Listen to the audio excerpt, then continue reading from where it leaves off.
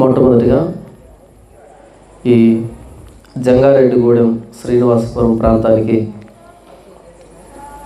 నన్ను ఆహ్వానించి నా నోటి ద్వారా ప్రభువైన యేసుక్రీస్తు ప్రకటించేందుకు నాకు ఈ అవకాశాన్ని కల్పించినటువంటి సహోదరుడు కె యేసుపాదం గారికి, సహోదరి షారోన్ గారికి ప్రభు పేరిట వందనాలు, శుభాలు తెలియజేస్తున్నాను. దైవజనుడు రెవరెండ్ మోషే గారికి ప్రభు పేరిట వందనాలు, ధన్యవాదాలు తెలియజేస్తున్నాను. వాక్యాన్ని వినడానికి కూడా వచ్చిన మీ అందరికీ ప్రభు పేరిట శుభాలు తెలియజేస్తున్నాను. నిజంగా నేను చాలా ప్రాంతాలకు వెళ్ళాను, కానీ ఇప్పుడు ఇక్కడ ఏర్పాటు చేయబడినటువంటి ఈ సభ విషయమై ఒకంత ఆశ్చర్యం. అదేంటి అంటే, అన్న తన గురించి చెబుతూ నేను లారీ డ్రైవర్ని అని చెప్తూ వచ్చాడు. అంటే లారీ డ్రైవర్లు ఇలా సభలు ఏర్పాటు చేస్తారా, అంతటి ఆ పరిచర్య భారం ఉంటుందా అన్నది మొట్టమొదటిసారి నేను వినడం జరిగింది. దాన్ని ఎక్స్పీరియన్స్ అయ్యాను ఈరోజు. అలాగే దేవుడికి, అన్నకి దేవుడిచ్చినటువంటి తలాంతు, అద్భుతమైనటువంటి గాత్రం. నిజంగా దేవుణ్ణి స్తుతిస్తున్నాను. అంటే ఇలాంటి యథార్థంగా పరిచర్య చేసేటువంటి, పరిచర్య భారం కలిగినటువంటి వ్యక్తులు ఏర్పాటు చేసినటువంటి వేదిక మీద నుంచి వాక్యం ప్రకటించడం దేవుడు నాకు ఇచ్చినటువంటి అవకాశంగా భావిస్తున్నాను. సరే, ఆలస్యం చేయకుండా లేఖనంలోకి వెళ్దాం. ఆదికాండము మొదటి అధ్యాయం, ఆదికాండము మొదటి అధ్యాయము మొదటి వచనాన్ని మనం ధ్యానిద్దాం ఈరోజు. చదవండి. ఆదియందు దేవుడు భూమి ఆకాశములను సృజించెను. బైబిల్ ప్రారంభమైనటువంటి మాట ఇది. మొత్తం బైబిల్లో 1021 పేజీలు ఉంటే, కొన్ని లక్షల పదాలు ఉంటే, ఎలా ప్రారంభమైందంటే బైబిల్ ఆదియందు దేవుడు భూమి ఆకాశములను సృజించెను. మనం ఎందుకు ఈ ప్రసంగం చేసుకుంటున్నామంటే, ఈరోజు ప్రభువైన యేసుక్రీస్తు వారు అంటే సమాజానికి చిన్న చూపు అయింది, చిన్నగా ఆలోచిస్తున్నారు. దానికి కారణం ఏంటంటే, క్రైస్తవులైన మనం ప్రభువైన యేసుక్రీస్తు వారి గురించి పెద్దగా ప్రకటించడం మానేశాం కాబట్టి. ఎందుకు మానేశామంటే మనకు తెలియదు కాబట్టి. యేసు ప్రభు ఎవరు అంటే, మోకాళ్ళ నొప్పులు తీసేస్తాడు ఆయన, నడువు నొప్పులు తీసేస్తాడు, పెళ్లి కాని వాళ్ళకు పెళ్లి చేస్తాడు, పిల్లలు లేని వాళ్ళకి పిల్లలు ఇస్తాడు, అప్పులుంటే తీసేస్తాడు, కోర్టులో కేసులుంటే తీసేస్తాడు. ఇలా బైబిల్లో యేసు ప్రభుకి ఆపాదించినటువంటి లక్షణాలన్నీ మనం ఆపాదించాం. ఎందుకంటే మనం ఒక చర్చి కట్టుకున్నాం, ఆ చర్చికి జనాభా రావాలి, నిండాలి, లేకపోతే మనకి నామోషిగా ఉంటుంది. మన ఫోకస్ అంతా దేని మీద అంటే చర్చి నిండాలి, లేకపోతే ఇలాంటి సభ పెడితే కుర్చీలు నిండాలి. అక్కడే మిగిలిపోయాం కాబట్టి యేసు ప్రభు ఏంటో మనకు అర్థం కావడం అసాధ్యమైనటువంటి పని. యేసు ప్రభుని గురించి ఏమి వ్రాయబడలేదో ఆ వ్రాయబడనదంతా సమాజంలో తిరుగుతుంది. యేసు ప్రభుని గురించి ఏమి వ్రాయబడిందో కనీసం మన మెదడులో కూడా అది వెళ్ళలేదు. శోచనీయం, బాధాకరం.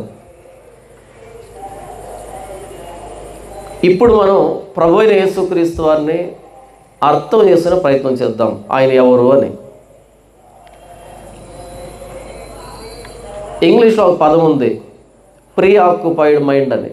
ప్రీ ఆక్యుపైడ్ అంటే ఆల్రెడీ మన మనసులో ఒక ఆలోచన ఉండిపోతుంది. దాన్ని అలాగే మనసులో పెట్టుకొని మనం ఆలోచిస్తే కొత్త ఆలోచన రాదు మనకి. ఎప్పుడు కూడా ఖాళీ మనసుతో ఉంటే బైబిల్ ఏం చెప్తుంది అన్నది మనకు అర్థమవుతుంది. మనం అలా కాకుండా మనం ప్రీ ఆక్యుపైడ్ మైండ్తో ఉన్నప్పుడు యేసు ప్రభువు గురించి మనకు మనం ఒక ఆలోచనని ఏర్పాటు చేస్తున్నప్పుడు బైబిల్ ఏం చెప్తుందన్నది మనకు అర్థమయ్యేదానికి అవకాశం లేదు. కాబట్టి యేసు ప్రభుని మనం పాస్టర్ చెప్పిన గారి కోణంలోనో, లేకపోతే మన డినామినేషన్ చెప్పినటువంటి కోణంలోనో, లేకపోతే లోకం పరిచయం చేసినటువంటి కోణంలోనో, చర్చ్ చెప్పినటువంటి కోణంలోనో అర్థం చేసుకుంటే తప్పు. ఎందుకని ఈరోజు ప్రభువైన యేసుక్రీస్తు వారిని సమాజం ద్వేషిస్తుందంటే మనం ఆయన్ను పరిచయం చేసిన విధానం అంత తక్కువ స్థాయిలో ఉంది. ఈ ప్రపంచం కొన్ని కోట్ల మంది దేవుళ్ళని, దేవతల్ని, సిద్ధాంతాలని, మతాలని, నైతిక ధర్మాలని, ఎన్నో వ్యవస్థలు చూసింది ఈ ప్రపంచం. అందులో ఒక్కడిగా యేసు ప్రభు పరిచయం అయ్యాడు. కారణం మనం యేసు ప్రభును అపార్థం చేస్తున్నాం కాబట్టి. ఈరోజు బయటికి వెళ్ళి ప్రభువుని యేసుక్రీస్తు అని ప్రకటిస్తూ ఉంటే వాళ్ళు అడుగుతున్నటువంటి ప్రశ్నల్లో సమాధానం చెప్పలేనటువంటి పరిస్థితి. ఎందుకంటే బైబిల్ను నమ్మేటువంటి పరిస్థితి లేదు. బైబిల్తో నిమిత్తం లేకుండా మనం యేసు ప్రభు పేరును ఉపయోగించుకొని పెద్దవాళ్ళం అయిపోయాం. ఇప్పుడు మనం చెప్తున్నటువంటి మాటకి ప్రాణం ఉంది తప్ప బైబిల్లో ఏం చెప్పబడింది అన్నది వినేవాళ్ళు లేరు, కరువైపోయారు, క్రైస్తవులు కూడా. సరే, ఆదికాండం 1వ అధ్యాయం 1వ వచనంలో ఆదియందు దేవుడు భూమి ఆకాశములను సృజించెను. ఒక ఆలోచన కలిగినటువంటి వ్యక్తి అప్పుడప్పుడే ఊహ తెలిసినప్పటి నుంచి నిజంగా మనకి చురుకుదనం ఉంటే మెదడుకి ఆలోచన పనిచేస్తే కనుక మన చుట్టూ ఉన్నటువంటి ప్రపంచాన్ని చూసి, లేకపోతే ఆరు బయట మంచం వేసుకొని పడుకున్నప్పుడు అలా విశ్వాంతరాలంలోకి కన్నులెత్తి చూచినప్పుడు వచ్చే ఆలోచన ఏంటంటే ఇంతకీ అవేంటి, వాటిని ఎవరు చేశారు? ఈ ప్రశ్న రానటువంటి వ్యక్తి భూమి మీద ఉంటాడు అంటే నేను నమ్మను. ఎందుకంటే ఏదో సందర్భంలో ఆకాశం చూడాల్సి ఉంది. ఏంటది? ఏంటి విశ్వాంతరాలం? ఏంటి సృష్టి? మనం తింటూ ఉన్నప్పుడు, త్రాగుతూ ఉన్నప్పుడు, ఈ సృష్టిలో జరుగుతున్న మార్పులు చూస్తున్నప్పుడు ఏంటిది అనేటువంటి ఆలోచన ఏదో ఒక దశలో వచ్చే ఉంటుంది. అయితే ప్రపంచం రకరకాల నిర్వచనాలను ఇచ్చింది, రకరకాల వివరణలు ఇచ్చింది. కానీ బైబిల్ మాత్రమే సృష్టిని గురించి చెప్పినటువంటి వివరణలో 100% సఫలీకృతమైనటువంటి సమాధానం ఇచ్చింది. ఎలాగో మీకు సమాధానం చెప్తాను. ఈ ప్రపంచంలో ఉన్నటువంటి మత గ్రంథాలన్నింటినీ ఒకదాని పక్కన ఒకటి పెడితే దాదాపు 6000 మతాలు, చిన్న పెద్ద అన్నీ కలిపి 6000 మతాలు ప్రపంచవ్యాప్తంగా ఉన్నట్టుగా అంచనా. ఈ 6000 మతాలకి ప్రతిదానికి ఒక ప్రామాణిక గ్రంథం ఉంది, అంటే ఆ మతం ఆధారపడినటువంటి గ్రంథం ఉంది. అలా అన్ని మత గ్రంథాలని పక్కపక్కన పెట్టినప్పుడు ఆ గ్రంథంలో వ్రాసినటువంటి విషయం అన్నది ఎంతవరకు వాస్తవం అనే ప్రశ్న వస్తుంది. ఇప్పుడు ఏ గ్రంథాన్ని పట్టుకున్నవాడు ఆ గ్రంథం గొప్పదంటాడు. మనకు కావాల్సింది ఆ గ్రంథం ఏం చెప్తుంది కాదు, ఇంతకీ ఆ గ్రంథాన్ని మనం నమ్మొచ్చా లేదా అన్నదే ప్రశ్న. మొదట ఆ గ్రంథం దీన్ని నమ్మొచ్చు అనేటువంటి పరీక్షలో పాస్ అయితే అప్పుడు దాన్ని మనం తీసుకుంటాం. ఈ మత గ్రంథాలన్నీ ఎప్పుడు వ్రాయబడ్డాయో మనకు సరిగ్గా తెలియదు. ఎందుకంటే మనం పుట్టిన వాళ్ళమే. కొన్ని వేల సంవత్సరాల క్రితం ఇవి వ్రాయబడ్డాయి. అయితే వీటన్నింటిలో ఏదో ఒక్కటి మాత్రమే నిజమయ్యే అవకాశం ఉంది. అన్నీ నిజం కాదు, ఎందుకంటే ఒకటి చెప్పింది ఇంకొకటి చెప్పదు. కాబట్టి ఏదో ఒక్కటే నిజమయ్యే అవకాశం ఉంది. నిజం ఒక్కటే ఉంటుంది, 2 నిజాలు ఉండవు, ఒక్కటే నిజం ఉంటుంది.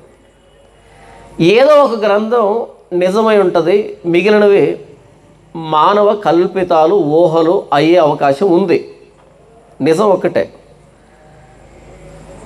అలా ఈ మత గ్రంథాల్లో ఏది నిజం అనేది మనకు అర్థం కావాలంటే ఏదైతే దాని అథెంటిసిటీని లేదా హిస్టారిసిటీని కాపాడుకుంటూ వస్తుందో, కనుమరుగు కాకుండా చాలా మతాలకు సంబంధించినటువంటి ధర్మాలకు సంబంధించినటువంటి ఆనవాళ్ళు కనుమరుగైపోయాయి చరిత్రలో. అలా పుట్టుకొచ్చాయి, పైకి లేచాయి, మరలా కాలగర్భంలో కలిసిపోయాయి. కానీ ఈ బైబిల్కి సంబంధించినటువంటి మ్యానుస్క్రిప్ట్స్ అంటారు, ఏన్షియంట్ మ్యానుస్క్రిప్ట్స్ అంటారు. అంటే ఇప్పుడు ఉదాహరణకి ఏషియా గ్రంథం అన్నాం అనుకో, ఇక్కడేదో ప్రింట్ చేస్తున్నారు, దీన్ని బట్టి నమ్మాలా లేకపోతే నిజంగా యెషయా దాన్ని వ్రాసాడని మనకి ఏమైనా ఆధారం ఉందా? ఇర్మియా గ్రంథం అని ఉంది, ఇక్కడ ప్రింట్ చేయబడింది కాబట్టి ఇర్మియా గ్రంథం అనే దాన్ని నమ్మాలా లేకపోతే దానికి సంబంధించినటువంటి ఆయనే వ్రాసాడనే ఆధారం ఏమైనా ఉందా?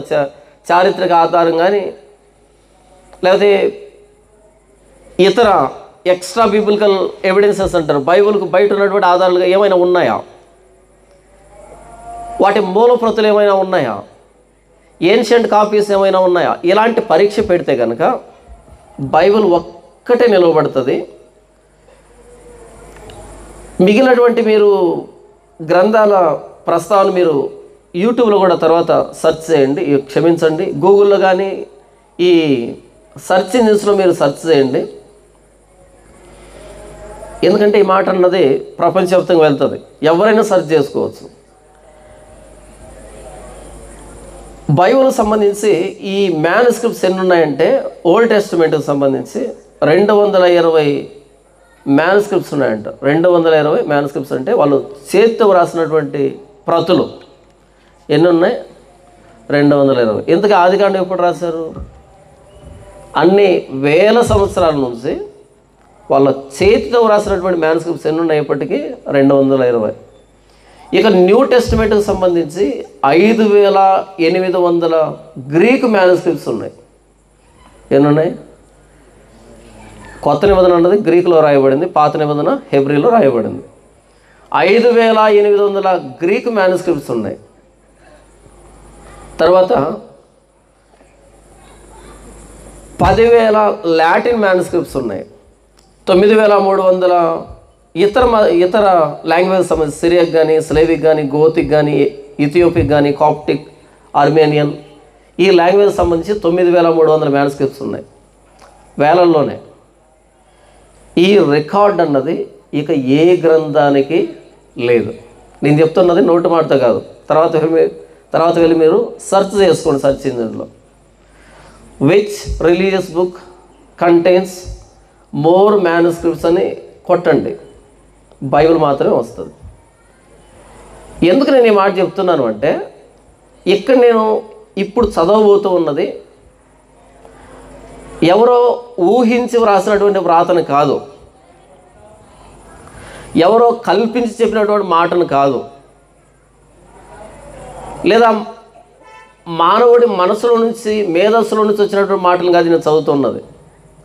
సాక్షాత్తు ఈ భూమిని ఆకాశాన్ని కలుగు చేసిన దేవుడు తన ప్రవక్తలను ప్రేరేపించి వ్రాసినటువంటి మాటల్ని,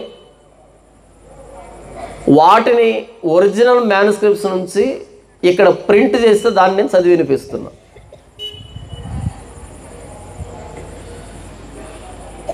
ఒక వస్తువును గూర్చి ఉదాహరణకి మీరు జెట్ కాయిల్ తెలుసా మీకు?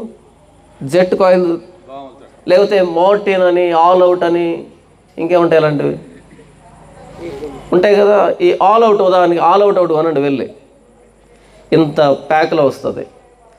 అందులో ఉత్తి ఆల్ అవుట్ ఉంటుందా లేకపోతే ఇంకేమైనా ఉంటుందా? ఏముంటుంది? ఆల్ అవుట్ దాంట్లో లిక్విడ్ ఉంటుంది. ఇంకా ఏముంటుంది దాని లోపల? ఒక లీఫ్ ట్యాగ్ ఉంటుంది, ఒక చిన్న పేపర్ ఉంటుంది కదా, ఒక చిన్న పేపర్ ఉంటుంది. దాన్ని తీస్తే ఇలా ఇలా ఇలా ఫోల్డ్ తీస్తే ఇంత పెద్ద వస్తుంది.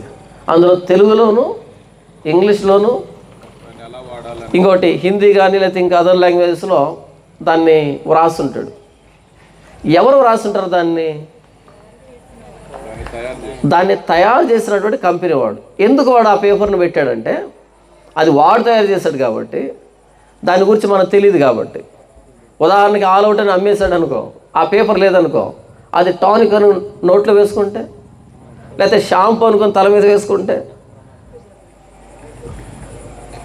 లేకపోతే దాన్ని మూత ఓపెన్ చేసి దాన్ని ఇలా ఇల్లంతా చిలకరిస్తే దోమలకు సంబంధించి, అది ఎలా వర్క్ చేస్తుంది, దాని సైడ్ ఎఫెక్ట్స్ ఏంటి, దానికి సంబంధించిన పూర్తి వివరాలన్నవి దాన్ని తయారు చేసిన వ్యక్తి వ్రాసి అందులో పెడితే దాన్ని మనం చదువుకొని దాన్ని ఎలా వాడాలో మనకు అర్థమవుతుంది. ఏంటి, చిన్న బాటిల్ని 40 రూపాయలు ఇస్తే అది నీకు వాడే విధానం తెలియదు, వాడే ఒక పేపర్ పెట్టదు అందులో.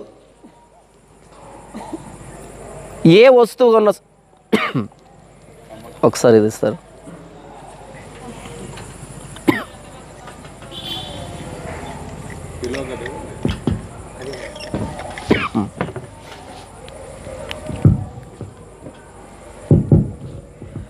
ఇలా ఏ వస్తువు కొన్నా సరే ఆ వస్తువును ఎప్పుడు తయారు చేశారు, ఎవరు తయారు చేశారు, ఎంతకాలం మనుగడలో ఉంటుంది, దాన్ని వాడే విధానం ఏంటి, దానికి సంబంధించిన సైడ్ ఎఫెక్ట్స్ ఏంటి, దాని ఉపయోగాలు ఏంటి, నష్టాలు ఏంటి, అన్ని విషయాలు అందులో వ్రాసి ఉండాలి.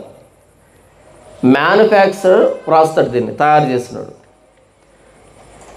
ఈ ఆది కాండం అన్నది ఈ సృష్టిని చేసిన దేవుడు మనకిచ్చిన లీఫ్ ట్యాగ్. అది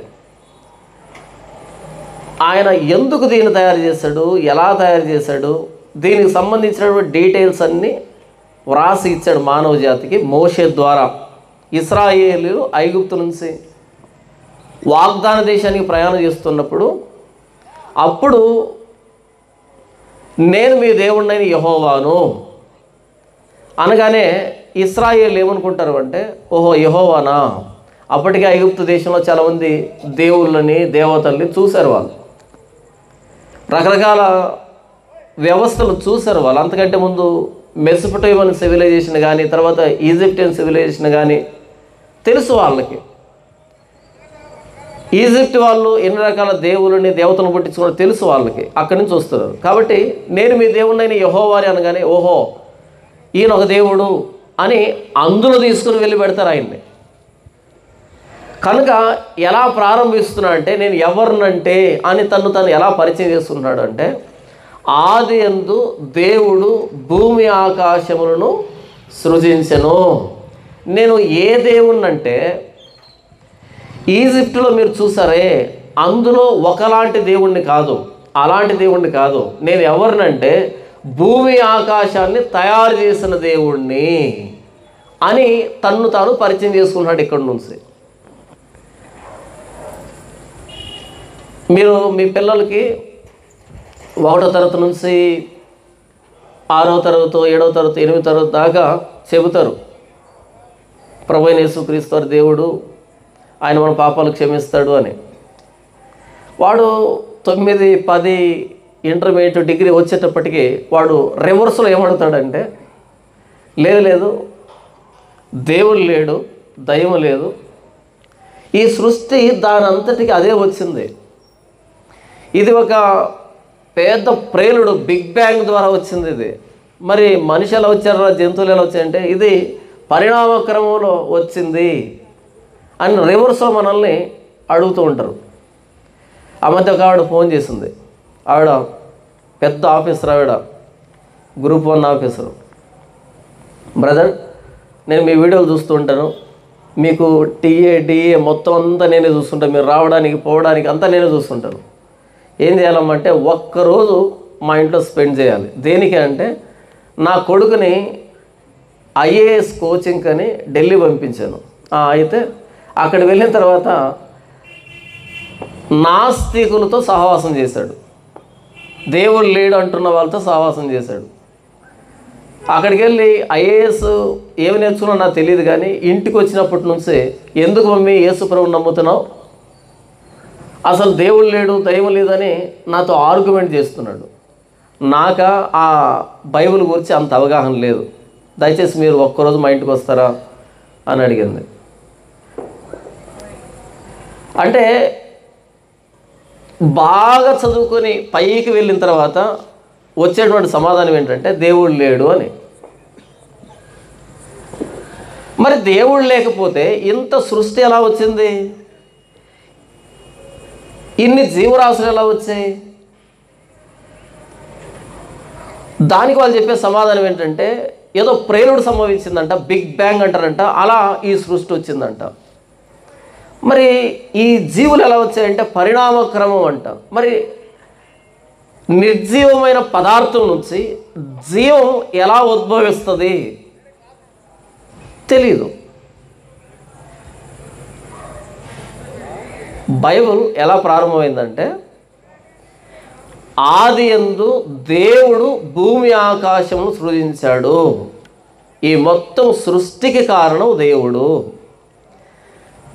క్రైస్తవులమైన మనమే బైబిల్ పట్టుకొని సేవిస్తున్న దేవుడు ఎవరా అంటే, ఆయన పేరు సైన్యములకు అధిపతి అయిన యెహోవా.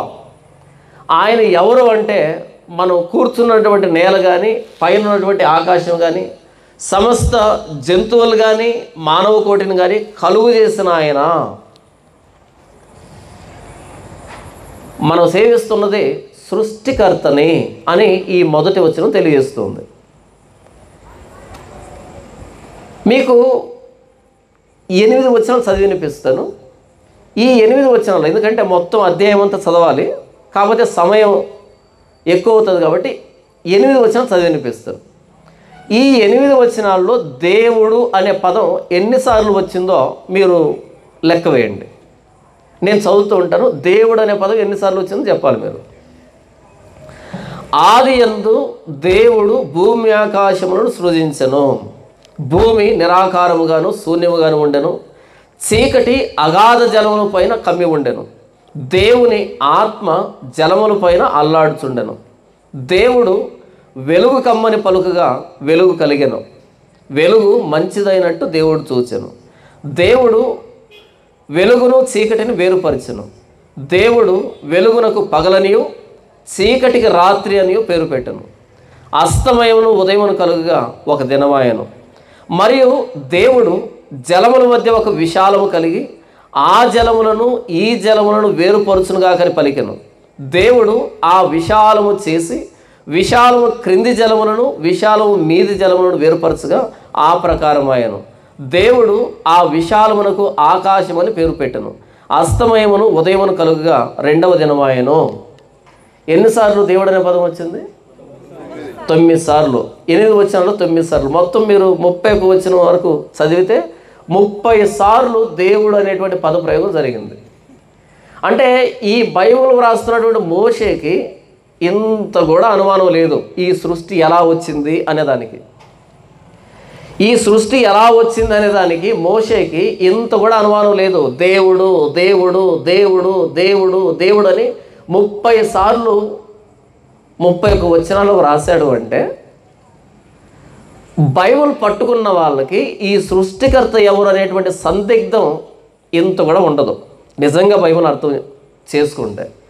అయితే ఈరోజు మన పరిస్థితి ఏంటంటే, ఒక క్రైస్తవుడిగా 10 మందిలోకి వెళ్ళినప్పుడు, ప్రభువైన యేసుక్రీస్తు అని గురించి ప్రకటించేటప్పుడు అవతల వ్యక్తి ఒక వాదాన్ని తీసుకుని వస్తే మన వాదాన్ని తిరిగి ఆ వ్యక్తి వాదం కంటే గట్టిగా వినిపించలేనటువంటి పరిస్థితి. కారణం ఏంటంటే, ఈ బైబిల్ ఏం చెప్తుందో మనకు తెలియదు కాబట్టి, ఈ బైబిల్ ఏం చెప్తుందో మనం ఎప్పుడు తెలుసుకునే ప్రయత్నం చేయలేదు కాబట్టి. అపోస్తలుడైన పౌలు మనం చూసినప్పుడు ఆయనకు కనిపించిన ప్రతి ఒక్కరితో తర్కించినట్టుగా ప్రభువైన యేసుక్రీస్తు వారిని రక్షకుడని స్థాపించినట్టుగా మనం చూస్తాం. ప్రవక్తలు పాత నిబంధనలు మనం చూస్తే సవాల్ చేసి నిరూపిస్తారు సైన్యములకు అధిపతి అయిన యెహోవా అని. కానీ ఈరోజు క్రైస్తవులను చూస్తే మాకెందుకు, మనకెందుకు, మాకు తెలియదు, దేవుడు చూసుకుంటాడు, ఇలాంటి మాటలు వినబడుతూ ఉంటాయి. కారణం ఏంటంటే తెలియదు ఆయన ఎవరో మనకి. మనం గతంలో ఒక విశ్వాసానికి సంబంధించిన వాళ్ళు కాబట్టి అలాంటి దేవుడు అయి ఉంటాడేమో ఈయన అనే కేటగిరీ కిందకు వచ్చాం. కానీ నిజంగా ఈయన ఎవరు అన్నటువంటి నిర్ధారణ లేదు మనకి. మొదటి పేజీలోనే 31 వచనాల్లో 30 సార్లు దేవుడు దేవుడు దేవుడు దేవుడు అని అన్నిసార్లు పునరావృతం చేశాడు. అంటే ఎక్కడా సందిగ్ధం లేదు ఈ సృష్టి ఎలా వచ్చిందనే దానికి మోషేకి. కానీ మనకి, మీరు ఎప్పుడైనా మీ 10th క్లాస్ చదువుతున్నటువంటి కొడుకు కానీ కూతురు కానీ వాళ్ళ సైన్స్ టెక్స్ట్ బుక్ ఒకసారి ఓపెన్ చేస్తారా, బయాలజీ? లేకపోతే మీ పిల్లల టెక్స్ట్ బుక్లు తీసుకొని వాళ్ళకు ఇచ్చిన సిలబస్ ఏంటో ఎప్పుడైనా మీరు చెక్ చేస్తారా? అటు సోషల్ కానీ సైన్స్ కానీ తెలుగు కానీ ఇంగ్లీష్ కానీ ఏమి ఇచ్చారు ఇంతకీ? నా పిల్లాడు ఏం చదువుతున్నాడు ఈ సంవత్సరం? ఎప్పుడైనా మీరు ఆలోచించారా? ఈసారి 10th class biology text book తీసుకొని నా పిల్లాడు లేదా కూతురు ఏం చదువుతున్నారు వీళ్ళు అని ఒకసారి తిరగేయండి. ఆదికాండం ఏదైతే చెప్పిందో దానికి క్వైట్ ఆపోజిట్లో చదువుతున్నారు మీ పిల్లలు. 10th క్లాస్ ఎగ్జామ్స్ అయిపోయి రిజల్ట్స్ వచ్చాయి కదా, ఖచ్చితంగా అందులో కనీసం 10 మార్కులకి ఆదికాండానికి వ్యతిరేకమైన సిలబస్ రాసి ఉంటారు మీ పిల్లలు. ఈ సృష్టి ఎలా జరిగిందనే దానికి ఆదికాండానికి వ్యతిరేకమైన సిలబస్ని చదివి ఉంటారు. డార్వినిజం చదివారా?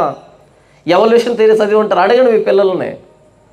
మనమేమో సండే స్కూల్లో 5 రొట్టెలు 2 చేపలు చదివి నేర్పించి పంపించాం స్కూల్ గాడిని. అక్కడికి వెళ్ళి ఏం రాశాడు అంటే, ఈ సృష్టి ఎలా వచ్చిందంటే బిగ్ బ్యాంగ్ థియరీ వల్ల వచ్చింది, ఈ జీవజాతులు ఎలా వచ్చాయంటే ఎవల్యూషన్ థియరీ ద్వారా వచ్చాయి, ఎవల్యూషన్ వల్ల వచ్చాయి. మనం ఇక్కడ సండే స్కూల్లో దేవుడు అని నేర్పిస్తే వాడు అక్కడికి వెళ్ళి డార్విన్ అని జపం చేస్తే కానీ వాడికి మార్కులు రానటువంటి పరిస్థితి. అప్పుడు టెక్స్ట్ బుక్ తీసుకొని వాడిని కూర్చోబెట్టినానా, ఇక్కడ ఇలా రాశారు కదా, దానికి కౌంటర్ ఆర్గ్యుమెంట్ ఏంటంటే, ఎప్పుడైనా మీరు చెప్పే ప్రయత్నం చేస్తారా? మీ పిల్లలు చదువుని సీరియస్గా తీసుకునే ప్రయత్నం చేస్తారా? మనకు తెలిస్తే కదా. మనం చర్చకు వచ్చింది మోకాళ్ళ నొప్పుల కోసం, వాడేదైతే మనకెందుకు? భవిష్యత్ తరాలు క్రిస్టియన్ ఫెయిత్ని ఎలా డిఫెండ్ చేస్తాయి? మనకు వద్దు అదంతా,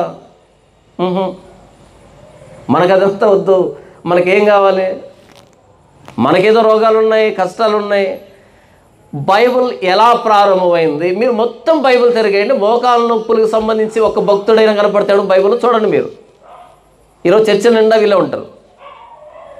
నేనేం మాట్లాడుతానంటే, బైబిల్ ఎలా పరిచయం చేసింది దేవుణ్ణి, మనం ఎలా అర్థం చేసుకున్నాం. ఆదియందు దేవుడు భూమి ఆకాశములు సృజించెను.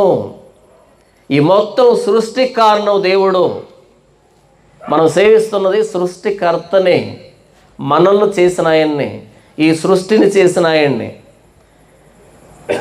ఈ ఆదికాండం మీరు చదువుతున్నప్పుడు 1వ అధ్యాయాన్ని ప్రత్యేకించి ఏమో దేవుడు చేసి ఉంటాడేమో అనే మాటలు వినపడవు. ఆదియందు దేవుడు భూమి ఆకాశములు సృజించెను. దెర్ ఇస్ నో అంబిగ్విటీ, సందిగ్ధం లేదు అక్కడ. ఆయనే చేశాడు, full stop.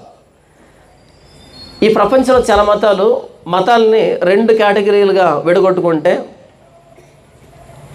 ఏథియిస్టిక్ religions and థియిస్టిక్ religions 2 వస్తాయి. అంటే నాస్తికవాదానికి సంబంధించిన మతాలు, ఆస్తికవాదానికి సంబంధించిన మతాలు. అంటే దేవుడు లేడు అనేటువంటి మతాలు కూడా ఉన్నాయి 6000 మతాల్లో. ఉదాహరణకి బౌద్ధంలో దేవుడు లేడు. నీకు పీస్ కావాలంటే, ప్రశాంతత కావాలంటే, శాంతి కావాలంటే ఇదిగో ఈ 8 ప్రిన్సిపల్స్ ఫాలో అని అంటాడు. మరి దేవుడు ఆయన గురించి వద్దు, నేను మాట్లాడుతుంది నీ పీస్ గురించి అంటాడు ఆయన, బౌద్ధుడు. ఇలా చాలా మతాలు నాస్తికవాదంతో నిండిన మతాలు ఉన్నాయి. కన్ఫ్యూజియస్ మతం ఉంది. ఆస్తిక మతాలకు వస్తే, ఆస్తిక మతాలను 2 భాగాలుగా విడగొట్టుకున్నాం అనుకో. అందులో ఒకటి పాలిథియిజం అంటారు, రెండవది మోనోథియిజం అంటారు.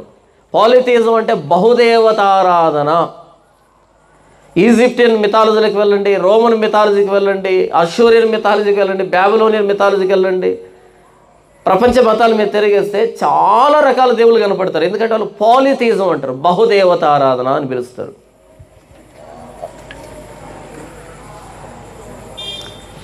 ఇంకొక వైపు మోనోథియిజంలో 3 మతాలు ఉంటాయి. మొత్తం 6000 మతాలని తెగొట్టేసుకున్నాం. 8 మిగిలాయి, 3 మిగిలాయి. మోనోథియిజం, ఒక్కడే దేవుడు. ఎవరు ఆ మోనోథియిజం మతాలు?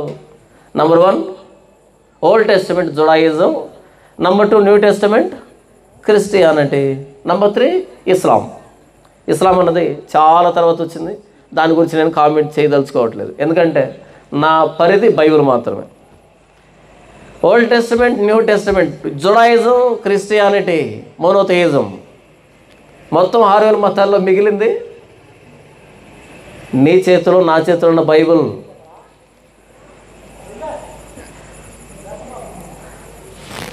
చాలామంది మీతో మాట్లాడేటప్పుడు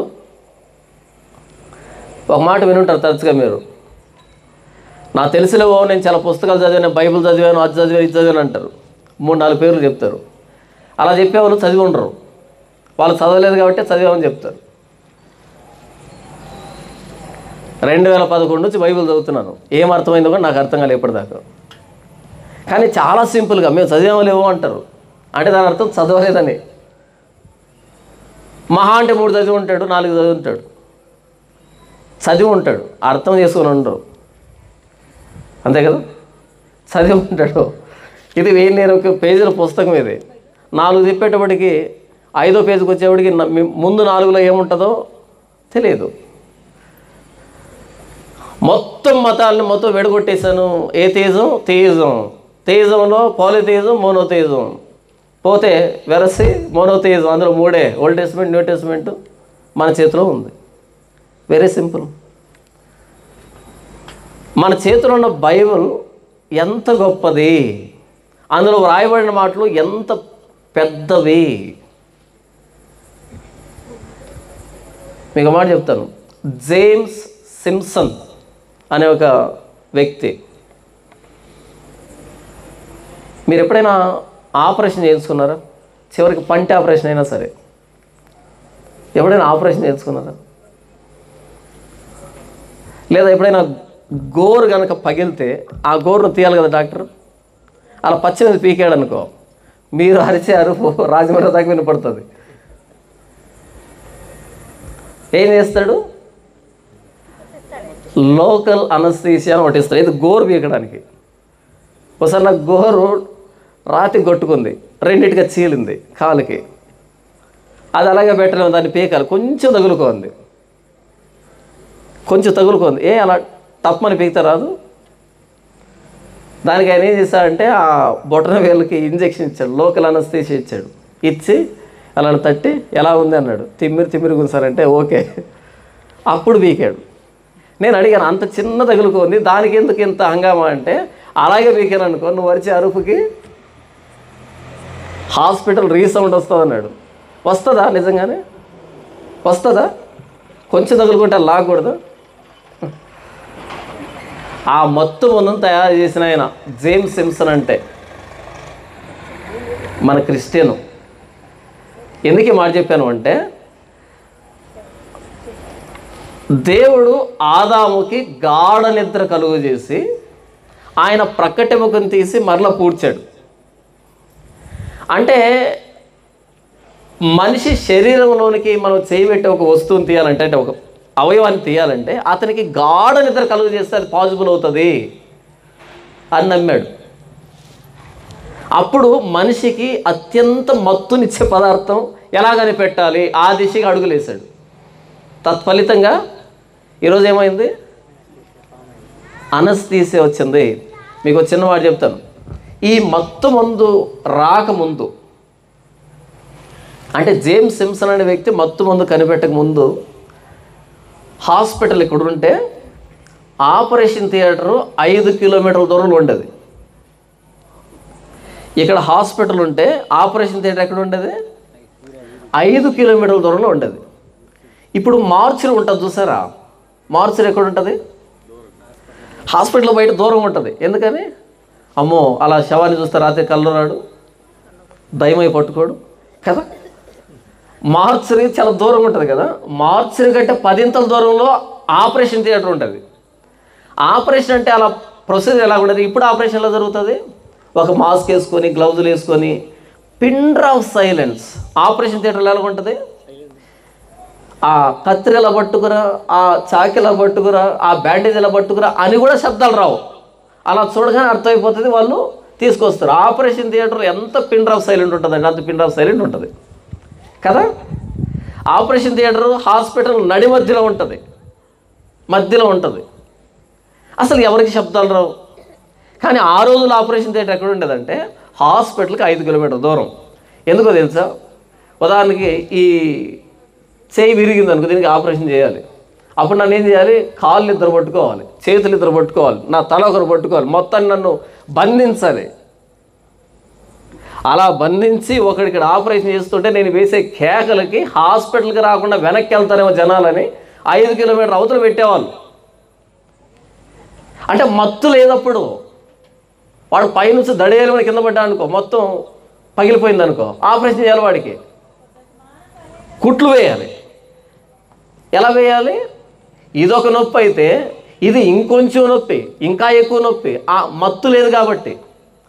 అలా వాళ్ళు అరిచే అరుపులకి హాస్పిటల్ అంటే భయపడి వచ్చిన వాళ్ళు కూడా వెనక్కి వెళ్తారని 5 కిలోమీటర్ అవతల కట్టేవాళ్ళు. ఎప్పుడైతే జేమ్స్ సెమ్సన్ మత్తు మందుని కనిపెట్టాడో ఇప్పుడు హాస్పిటల్స్ చాలా ప్రశాంతంగా ఉంటాయి. ఏది చిన్నపిల్లల వార్డు తప్ప, చిన్నపిల్లల వార్డులోనే రచ్చ వినపడుతుంటుంది, కానీ మిగతా హాస్పిటల్ చాలా ప్రశాంతంగా ఉంటుంది.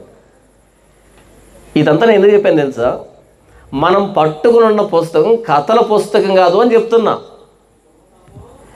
మన చేతిలో ఉన్న బైబిల్ అన్నది చందమామ కథల పుస్తకం కాదు. ఇది ఈ సృష్టికర్త సృష్టిని ఎలా చేశాడో తానే వ్రాయించినటువంటి పుస్తకం ఇది.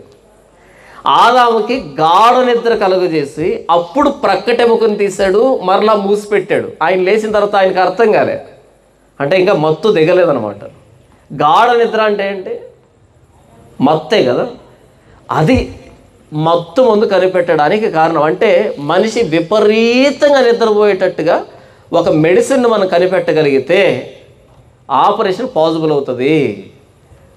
అందుకే మనం హాస్పిటల్ వెళ్ళినప్పుడు మనకు జనరల్ అనస్థీసియా ఇచ్చాడనుకో, వాళ్ళు మొత్తం కాలంతా గొడ్డలతో నరుకుతున్నా సరే మనకేమనిపించదు. కొన్ని సందర్భాల్లో డ్రిల్లింగ్ మిషన్తో గర్రని కట్ చేస్తుంటాడు ఎముకని, మనకేమీ తెలియదు, చక్కల కింద పెట్టేట్టు ఉంటుంది అంతే. తర్వాత ఆపరేషన్ అయిపోయిన తర్వాత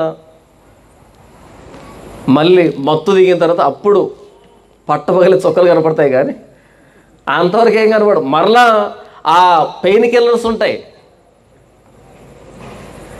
ఈ మత్తు మందు ఎక్కడి నుంచి వచ్చింది అంటే ఇది ఒక్క ఉదాహరణ నేను చెప్తున్నది. ఇంకో మాట చెప్పమంటారా? ప్రపంచంలో చాలా మట్టుకు ఆవిష్కరణలు, ఇన్వెన్షన్స్ అంటారు వాటిని, ఎక్కడి నుంచి వచ్చాయంటే బైబుల్ని తప్పు అని నిరూపించడానికి ప్రయత్నం చేసి వచ్చాయి ఇవన్నీ.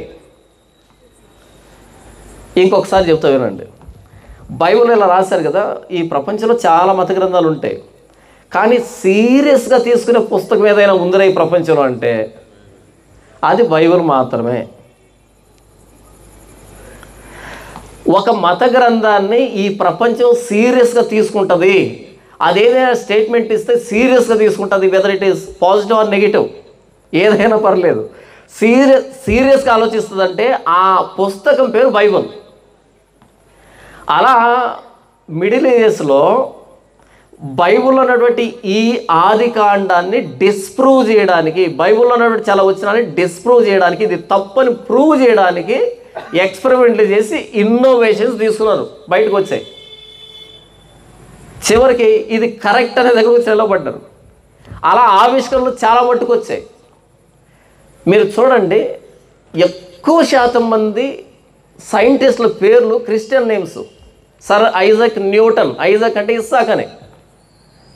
క్రైస్తవ పేర్లు ఉంటాయి, క్రైస్తవులు ఆవిష్కరించుంటారు. ఎందుకు అంటే వాళ్ళ మూలం ఇది కాబట్టి. అంటే ఇక్కడ అది ఉందని నేను చెప్పట్లే, దీన్ని చదివినప్పుడు సృష్టిని అర్థం చేసుకున్నారు. Men of science, men of God అని పుస్తకం ఉంది. Men of science, men of God అని.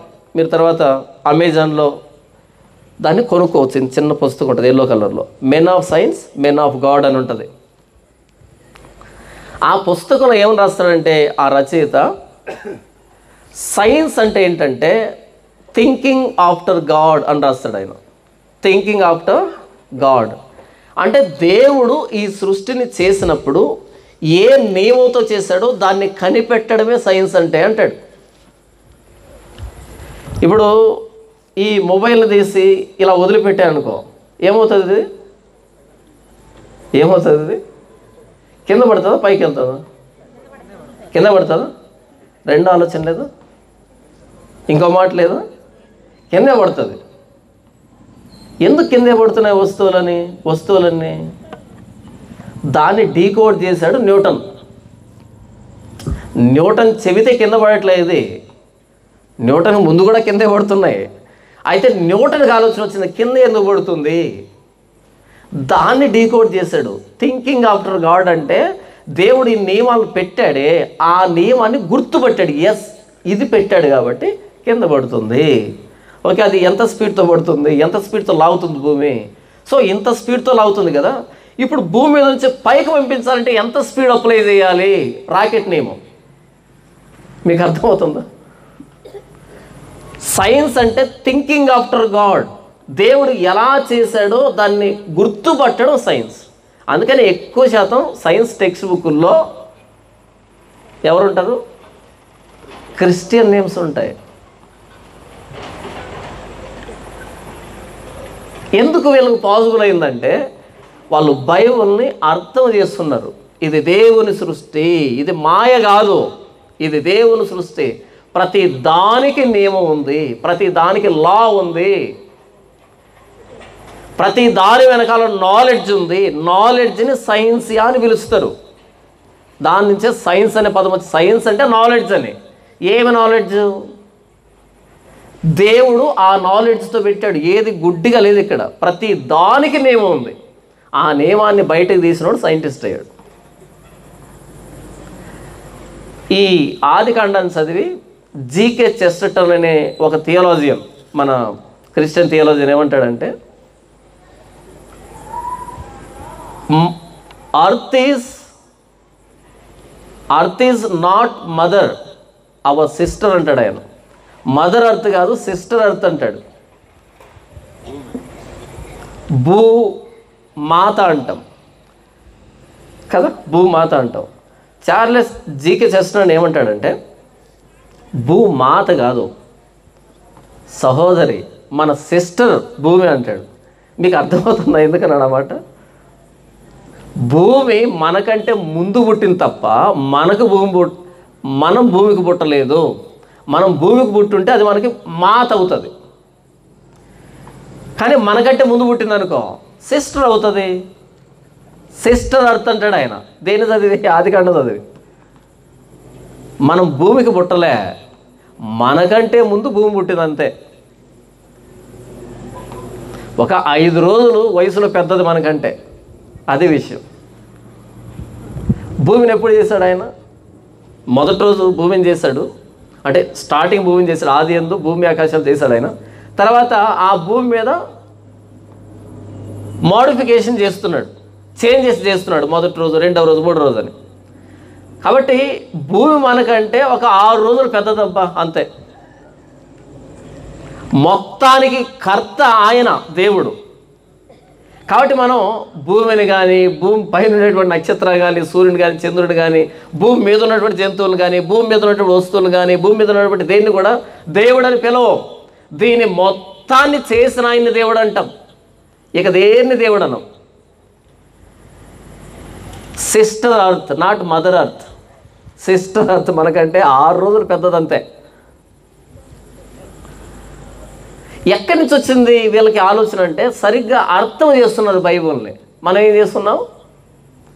అపార్థం చేసుకున్నాం. 2025 క్రైస్తవ్యం ఏంటంటే అపార్థం చేసుకుంది బైబిల్ని. అందులో పిహెచ్డి ఇవ్వచ్చు మనకి.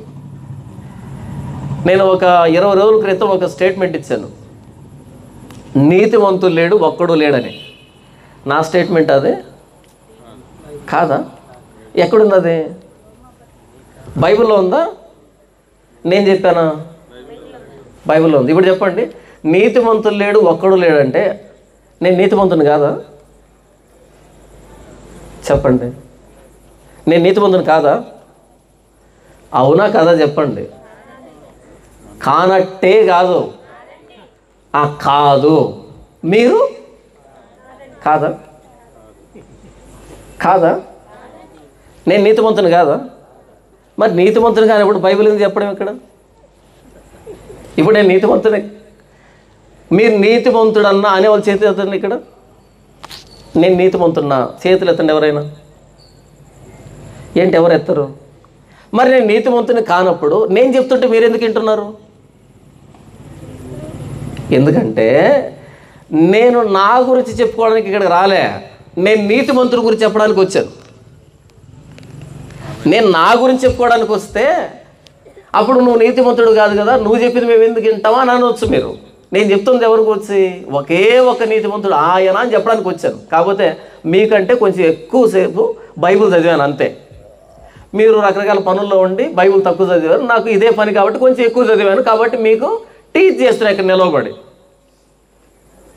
అంటే నీతిమంతులు లేడు, ఒక్కడో లేడు అనే స్టేట్మెంట్ కూడా అపార్థం చేసుకున్నటువంటి 2025 క్రైస్తవ్యం. నా మాటే అపార్థం చేసుకుని తప్పులేదు, బైబిల్లో ఉన్నమాట అది. నేనేం చెప్తున్నాను ఇంతకీ, సిస్టర్ అర్త్ అని చెప్పాలి అంటే ఆదికాండం అర్థం కావాలి. ఆదికాండం అర్థం కాలేదనుకో మదర్ అర్త్ అంటావు. మదర్కి సిస్టర్కి తేడా ఉందా? మదర్ అంటే మనకు జన్మనిచ్చేది, సిస్టర్ అంటే మనకంటే ముందు పుట్టింది. చాలా తేడా ఉంది. ఆదికాండం మొదటి అధ్యాయం చదివితే మదర్ అర్త్ ఉండదు. ఏ అర్త్ వస్తుంది? సిస్టర్ అర్త్ వస్తుంది. సహోదరి, భూమి నా సహోదరి. ఎందుకు నేను మాట చెప్తున్నాను అంటే, బైబిల్ని మన పూర్వీకులు అర్థం చేస్తున్న విధానం ఇప్పుడు మనం అపార్థం చేస్తున్న విధానం. జేమ్స్ సింప్సన్ మనం చదివిన లేఖనాన్ని చదివాడు. అయితే కొన్ని వందల సంవత్సరాల క్రితం దేవుడు ఆదాముకి గాఢ నిద్ర కలుగజేసి ప్రకటెముకను తీసి స్త్రీనిగా నిర్మించాడని ఆయన చదివాడు. మనం దాన్ని కొన్ని వందల సార్లు చదివి ఉంటాం, ఏం అర్థమైనది మనకి. వాళ్ళు ప్రతి వచనాన్ని జీర్ణించుకున్నారు. మనం వచనాన్ని దాటుకుని వెళ్ళిపోతాం. ఎక్కడ అవుతుంది మన చూపు అంటే, నిశ్చయముగా యెహోవా నిన్ను ఆశీర్వదించును. చెయ్యి అండర్లైన్. మన బైబిల్లో అండర్లైన్ ఎక్కడెక్కడ ఉంటాయంటే, మన భక్తులు పూర్వీకులు ఎక్కడ అండర్లైన్ చేయలేదో అక్కడల్లా మన అండర్లైన్లు ఉంటాయి. వాళ్ళు పొరపాటు కూడా చేసి ఉండరు. ఆశీర్వదించేది ఆయన డిపార్ట్మెంట్. నువ్వు అండర్లైన్ చేయకపోయినా ఆశీర్వదిస్తాడు. ఇంకెక్కువ మాట్లాడితే, ఎవడైతే ఆశీర్వాదం కింద అండర్లైన్ చేస్తాడో వాడికి ఆశీర్వాదం వచ్చి ఉంటుంది. మీరు గమనించండి, వాడికి ఆశీర్వాదం వచ్చు. ఎందుకంటే వాడికి బైబిల్ తెలియదు, దేవుడు ఏంటో తెలియదు. కాబట్టి లాటరీ వేసినట్టుగా కొన్ని మంచి మాటలు ఏరుకుంటూ ఉంటాడు అంతే. వాటితో తృప్తి పొందుతూ ఉంటాడు. ఏదో దీవెన పొందినట్టు, ఆశీర్వాదం పొందినట్టు. దీవెన అంటే దేవుని మాటను అర్థం చేసుకున్నప్పుడు దీవెన. ఆది యందు దేవుడు భూమి ఆకాశములను సృజించెను. ఈ వచ్చిన ఏం చెప్తుందంటే, ఈ సృష్టి లోపల దేవుడు ఉన్నాడని చెప్తుందా, సృష్టి బయట దేవుడు ఉన్నాడని చెప్తుందా? ఆది యందు దేవుడు భూమి ఆకాశములు సృజించిన అంటే బయట ఉన్నాడా, సృష్టి లోపల ఉన్నాడు? ఆయన సృష్టికి బయట ఉన్నాడు, సృష్టి లోపల లేడు ఆయన. ఎందుకు సృష్టి లోపల ఉన్నాడు ఆయన? ఆయన పట్టడు. ఆయన చేసిన సృష్టిలో ఆయన పట్టడు. భూమిని పాదపీఠము, ఆకాశముని సింహాసనం అంటే, ఆకాశం అంటే అదిగో ఆ మేఘాల వరకు ఉండేది కాదు. మొత్తం క్రియేషన్ అంతా ఆయన సింహాసనం ఉన్నప్పుడు బయట ఉన్నాడు ఆయన. సృష్టికి బయట ఉన్నాడు ఆయన. కాబట్టి దేవుణ్ణి ఎక్కడ వెతకూడదు? సృష్టి లోపల వెతకూడదు. ఎక్కడ ఉండడు ఆయన. మీకు అర్థమవుతుందా? ఆదికాండం మొదటి వచనం అన్నది మొత్తం మత వ్యవస్థకి బద్ధ శత్రువు. మరొకసారి చెప్తా వినండి. ఆది యందు దేవుడు భూమి ఆకాశమును సృజించిన మాట రాడికల్ స్టేట్మెంట్ అంటారు దాన్ని. ఎంత రాడికల్ అంటే, మొత్తం దేవుని వెతికినటువంటి వ్యవస్థ అంతటికి ఎదురు తిరుగుతుంది.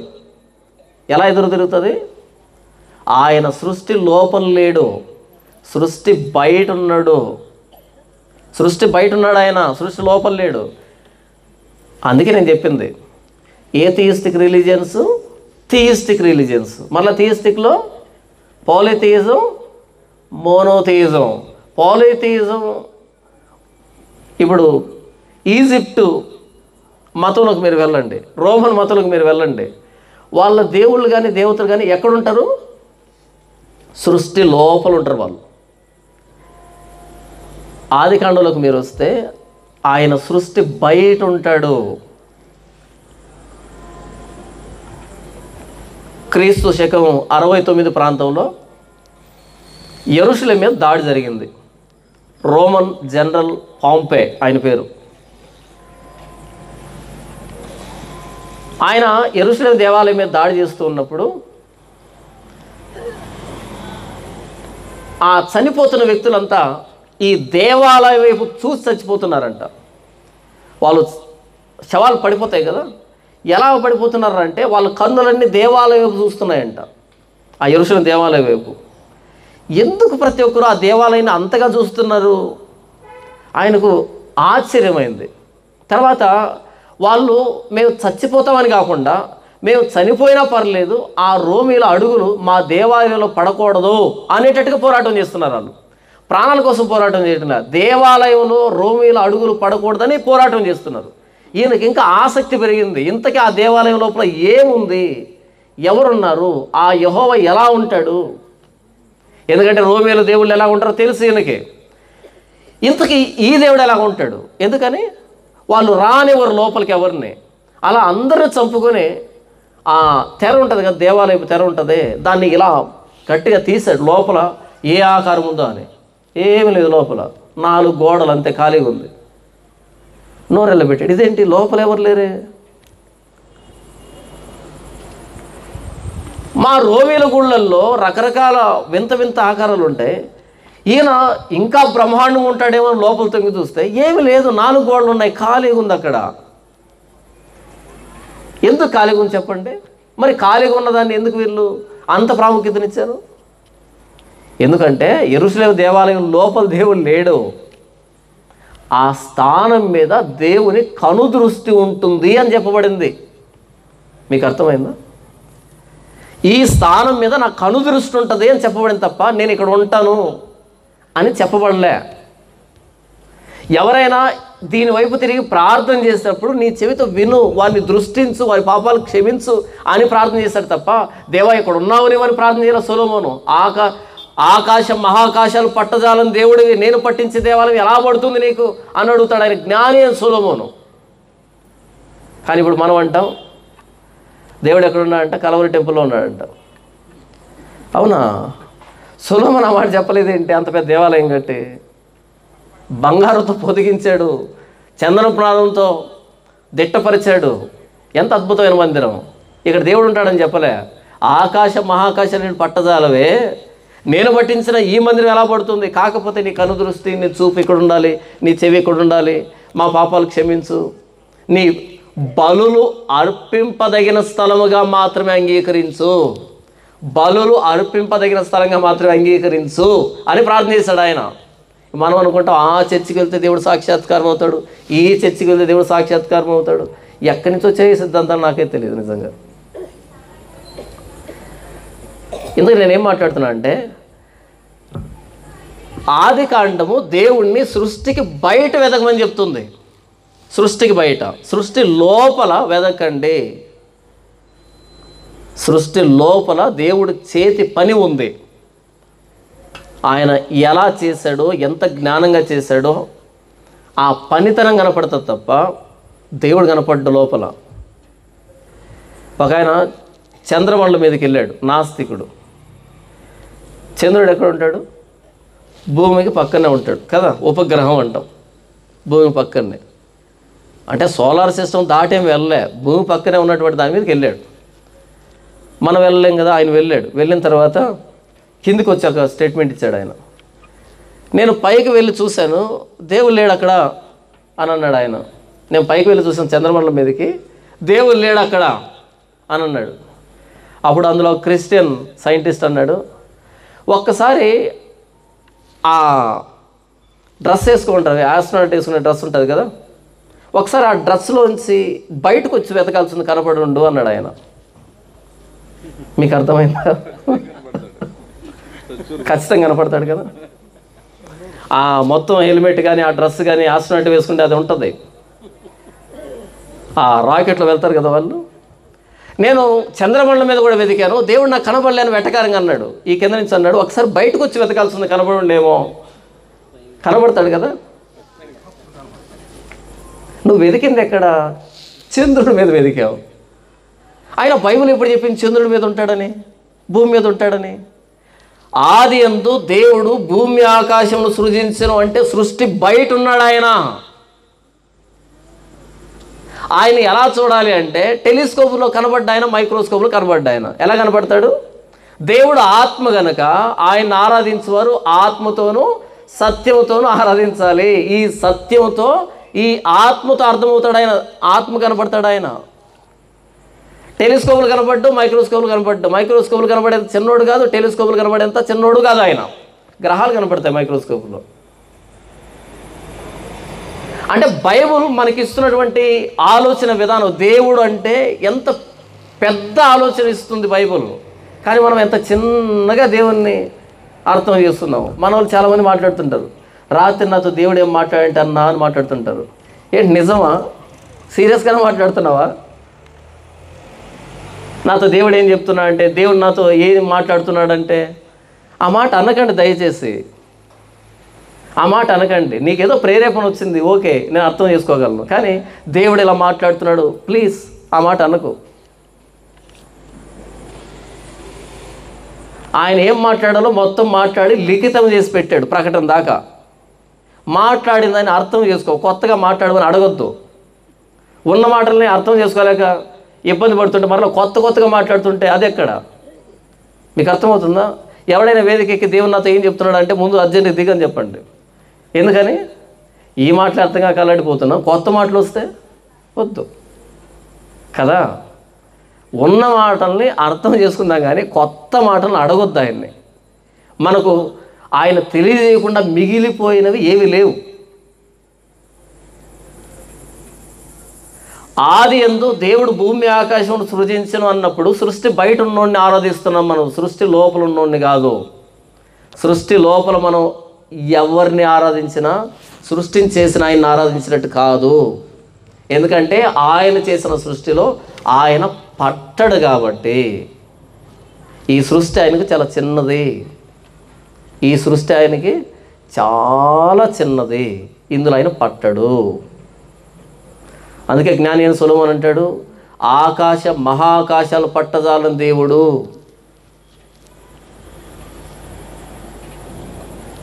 ఆదికాండం మొదటైతే మనకి ఏం చెప్తుంది అంటే, దేవుడు ఉన్నాడో లేడో అనే ప్రశ్న లేదు ఇక్కడ. ఆయన ఉన్నాడు, ఆయన సృష్టిని చేశాడు. చాలా మతాలు ఏమి ఎదుగుతాయంటే దేవుడు ఉన్నాడు,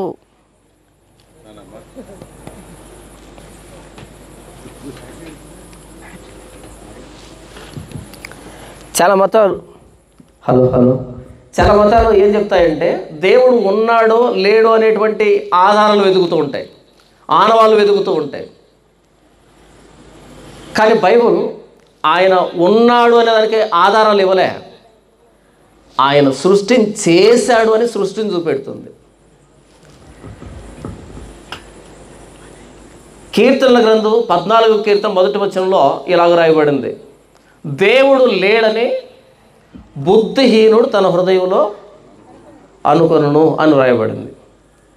ఈ సృష్టిలో ఉండి దేవుడు లేడు అని ఎవరైనా మాట్లాడుతున్నారంటే వాడు బుద్ధిహీనుడు, ఫూల్ అని రాయబడింది. మనకేదైనా కష్టం వచ్చిందనుకో, బాధ వచ్చిందనుకో, ఏమంటాం? ఎంతకు దేవుడు ఉన్నాడా అని అంటాం కదా. దేవుడు ఉంటే నా బాధ ఎందుకు వినట్లేదు, నా మొర్ర ఎందుకు వినట్లేదు, నా కన్నీళ్ళు ఎందుకు చూడట్లేదు?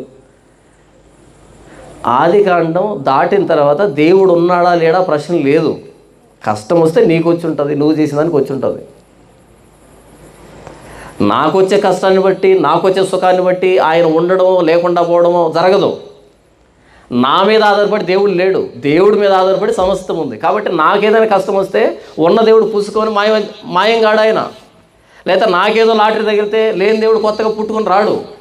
ఆయన ఉన్నాడు అంతే. ఆయన ఈ సృష్టిని చేశాడు. ఆ సృష్టిని చేసిన కొన్ని వేల సంవత్సరాల తర్వాత నేనంటూ ఒకరిని భూమి మీదకి వచ్చాను. ఇదిగో కాసేపు కనబడి టఫీమని మాయమైపోతాను, తర్వాత ఇంకొకరు వచ్చి ఆ స్థానంలో భర్తీ అవుతారు.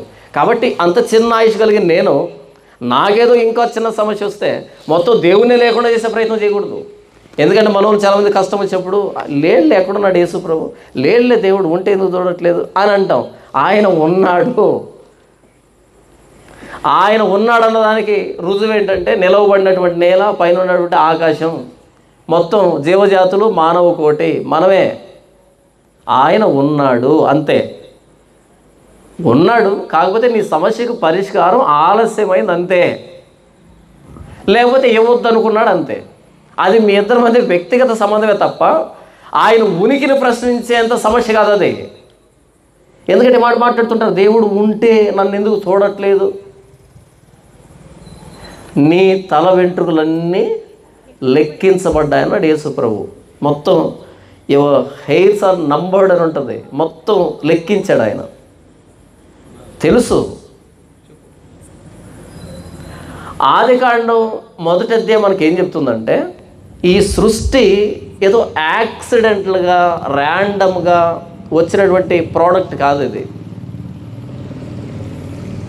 ఇది ఇంటెలిజెంట్ డిజైనర్ డిజైన్ చేసినటువంటి డిజైన్ ఇది.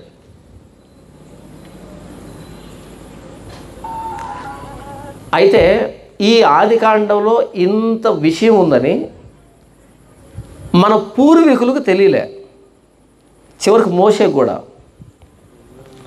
ఎందుకంటే ఇప్పుడు ఇన్వెన్షన్స్ వస్తూ ఉన్నప్పుడు, ఉదాహరణకి జేమ్స్ సిమ్సన్ అనస్థీషియా ఇన్వెంట్ చేశాడు, కనిపెట్టాడు ఆయన. కానీ అనస్థీషియా అనేది మోషేకి తెలియదు, రాశాడు తప్ప ఆయనకి తెలియదు అది. అంటే గాఢ నిద్ర అంటే ఎలాగుంటుంది అన్నది మనం ఎక్స్పీరియన్స్ అవుతున్నాం ఈరోజు. కానీ మోషేకి ఆ ఎక్స్పీరియన్స్ లేదు. దేవుడు ప్రేరేపిస్తే వ్రాసాడు తప్ప ఆ గాఢ నిద్ర అంటే ఎలాగుంటుంది, ఆ గాఢ నిద్రలో మన శరీరంలో ఉన్న అవయవాళ్ళు బయటకు తీయచ్చు, లోపల పెట్టచ్చు, ఏమైంది చేయొచ్చు, ఇది తెలియదు ఆయనకి ఎక్స్పీరియన్స్. అంటే సైంటిఫిక్ ఇన్నోవేషన్స్ ఎన్ని వస్తాయో, ఇన్వెన్షన్స్ ఎన్ని వస్తాయో, ఇవన్నీ బైబిల్ ప్రూవ్ చేస్తాయి తప్ప డిస్ప్రూవ్ చేయలేవు. ఎలా మనం సైన్స్లో ముందుకెళ్తామో ఈ మొత్తం దేన్ని ప్రూవ్ చేస్తుంది, బైబిల్ ప్రూవ్ చేస్తుంది. ఈరోజు మనం ఏఐ అంటున్నాం, ఆర్టిఫిషియల్ ఇంటెలిజెన్స్ అని పిలుస్తున్నాం, కృత్రిమ మేధస్సు అని పిలుస్తున్నాం. ఎవరు తయారు చేస్తారు దాన్ని? ఏఐని తయారు చేసింది ఎవరు? మనమే కదా, మనుషులే కదా, మనమే తయారు చేసాం. ఏఐని చూసిన ప్రతిసారి మనం దాన్ని తయారు చేసాం, కృత్రిమ మేధం తయారు చేసాం. అది కృత్రిమం, ఆర్టిఫిషియల్ ఇంటెలిజెన్స్. మరి ఇదే ఇంటెలిజెన్స్, అది ఆర్టిఫిషియల్ అయితే ఇది న్యాచురల్ లేదా ఒరిజినల్ ఇంటెలిజెన్స్ కదా. దీన్ని కాపీ చేసాం, దీన్ని ఇమిటేట్ చేసాం. అక్కడ దాన్ని చేయడానికి ఇది కావాలంటే మరి దీన్ని చేయడానికి ఇంకెవరు కావాలి? కృత్రిమ మేధ అనే దాన్ని మనం ఆలోచిస్తున్నప్పుడు దాన్ని తయారు చేయడానికి మనం అవసరం అయితే మరి మనల్ని తయారు చేసింది ఎవరు అనే ప్రశ్నని అది మిగులుస్తుంది. అంటే సాంకేతికత ఎంత అభివృద్ధి చెందితే, మానవుని జ్ఞానం ఎంత అభివృద్ధి ప్రతమని నడిస్తే అది చివరికి వచ్చి బైబిల్ని కన్ఫర్మ్ చేస్తుంది, ఆదికాండాన్ని కన్ఫర్మ్ చేస్తుంది.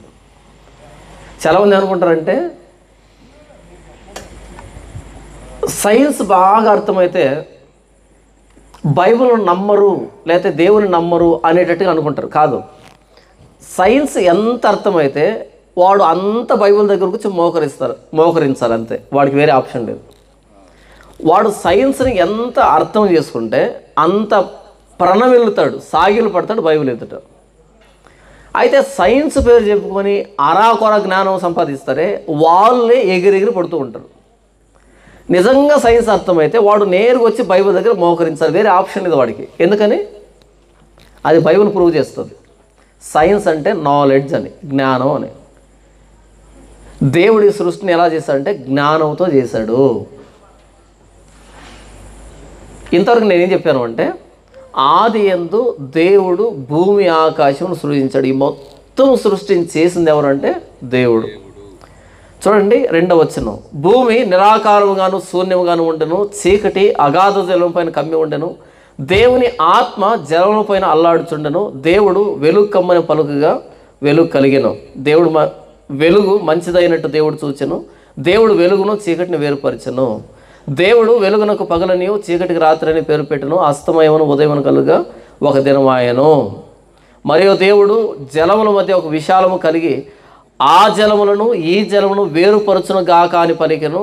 దేవుడు ఆ విశాలం చేసి విశాలము క్రింది జలములను విశాలం మీది జలమును వేరుపరచుగా ఆ ప్రకారం ఆయను. ఇలా మనం చదువుతూ పోతే దేవుడు కలుగును గాక అంటే కలుగుతూ ఉన్నట్టుగా మనం చూస్తాం. ఎలా చేస్తాడంటే దేవుడు ఈ సృష్టిని నోటి మాటతో కలుగు చేశాడు. నోటి మాటతో కలుగు చేశాడు. ఈ మొత్తం ఇంతవరకు చెప్పిన దాన్ని మనసులో పెట్టుకొని క్రొత్త నిబంధనలో యోహాను సువార్త 1వ అధ్యాయం 1వ వచనం నుంచి వ్రాయబడినటువంటి సందర్భాన్ని మనం ఆలోచిద్దాం. ఆది యందు వాక్యం ఉండెను. మనం ఆదికాండం 1వ అధ్యాయం 1వ వచనం ఏంటి? ఆది యందు దేవుడు భూమి ఆకాశం సృజించెను. ఆ వచనాన్ని లేదా ఆదికాండం 1వ అధ్యాయాన్ని అపోస్తలుడైన యోహాను ఏం చేస్తున్నాడంటే యేసు ప్రభువుకి అన్వయిస్తూ రాస్తున్నాడు. మత్తయి సువార్త, మార్కు సువార్త, లూకా సువార్త 3 ఒకేలాగా ఉంటాయి చూడడానికి.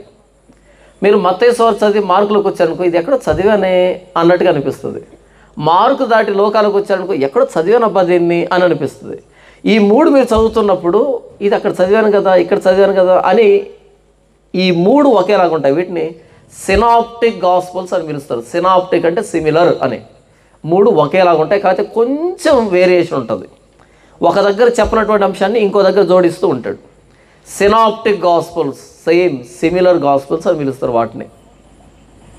అర్థమైందా? కానీ మీరు యోహాను సువార్త చదివారనుకో ఈ 3 ఎక్కడ టచ్ కాని విషయాలన్నీ ఇక్కడ వస్తూ ఉంటాయి. కంప్లీట్గా కొత్త విధానాన్ని చదువుతుంటారు మీరు. యోహాను గారు ఎందుకు తన సువార్తను రాశాడంటే చాలా చివరిలో రాశాడు దీన్ని.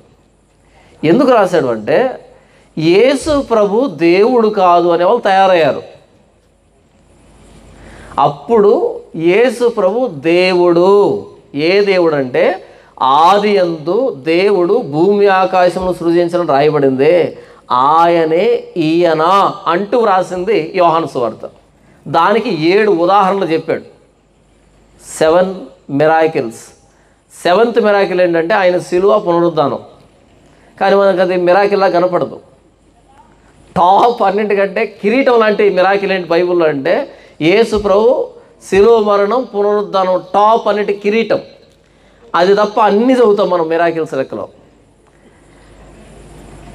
ఆది యందు దేవుడు భూమి ఆకాశం సృజించిన అన్నటువంటి వచనాన్ని తీసుకొచ్చి దాన్ని ఎలా మలుస్తున్నాడు చూడండి. ఆది యందు వాక్యం ఉండెను, వాక్యము దేవుని యొద్ద ఉండెను, వాక్యము దేవుడై ఉండెను, ఆయన ఆది యందు దేవుని యొద్ద ఉండెను, సమస్తమును ఆయన మూలముగా కలిగెను, కలిగి ఉన్నది ఏది ఆయన లేకుండా కలుగలేదు. ఇది ప్రభువైన యేసుక్రీస్తుని గురించి పరిచయం అపోస్తలుడైన యోహాను. కలిగి ఉన్నది ఏది యేసు ప్రభు లేకుండా కలుగలేదు. ఇప్పుడు చెప్పండి, యేసు ప్రభు ఎవరు? సృష్టికర్త. యేసు ప్రభు ఎవరు? కలిగి ఉన్నది ఏది ఆయన లేకుండా కలగలేదు, ఆయన ప్రస్తావన లేకుండా కలగలేదు.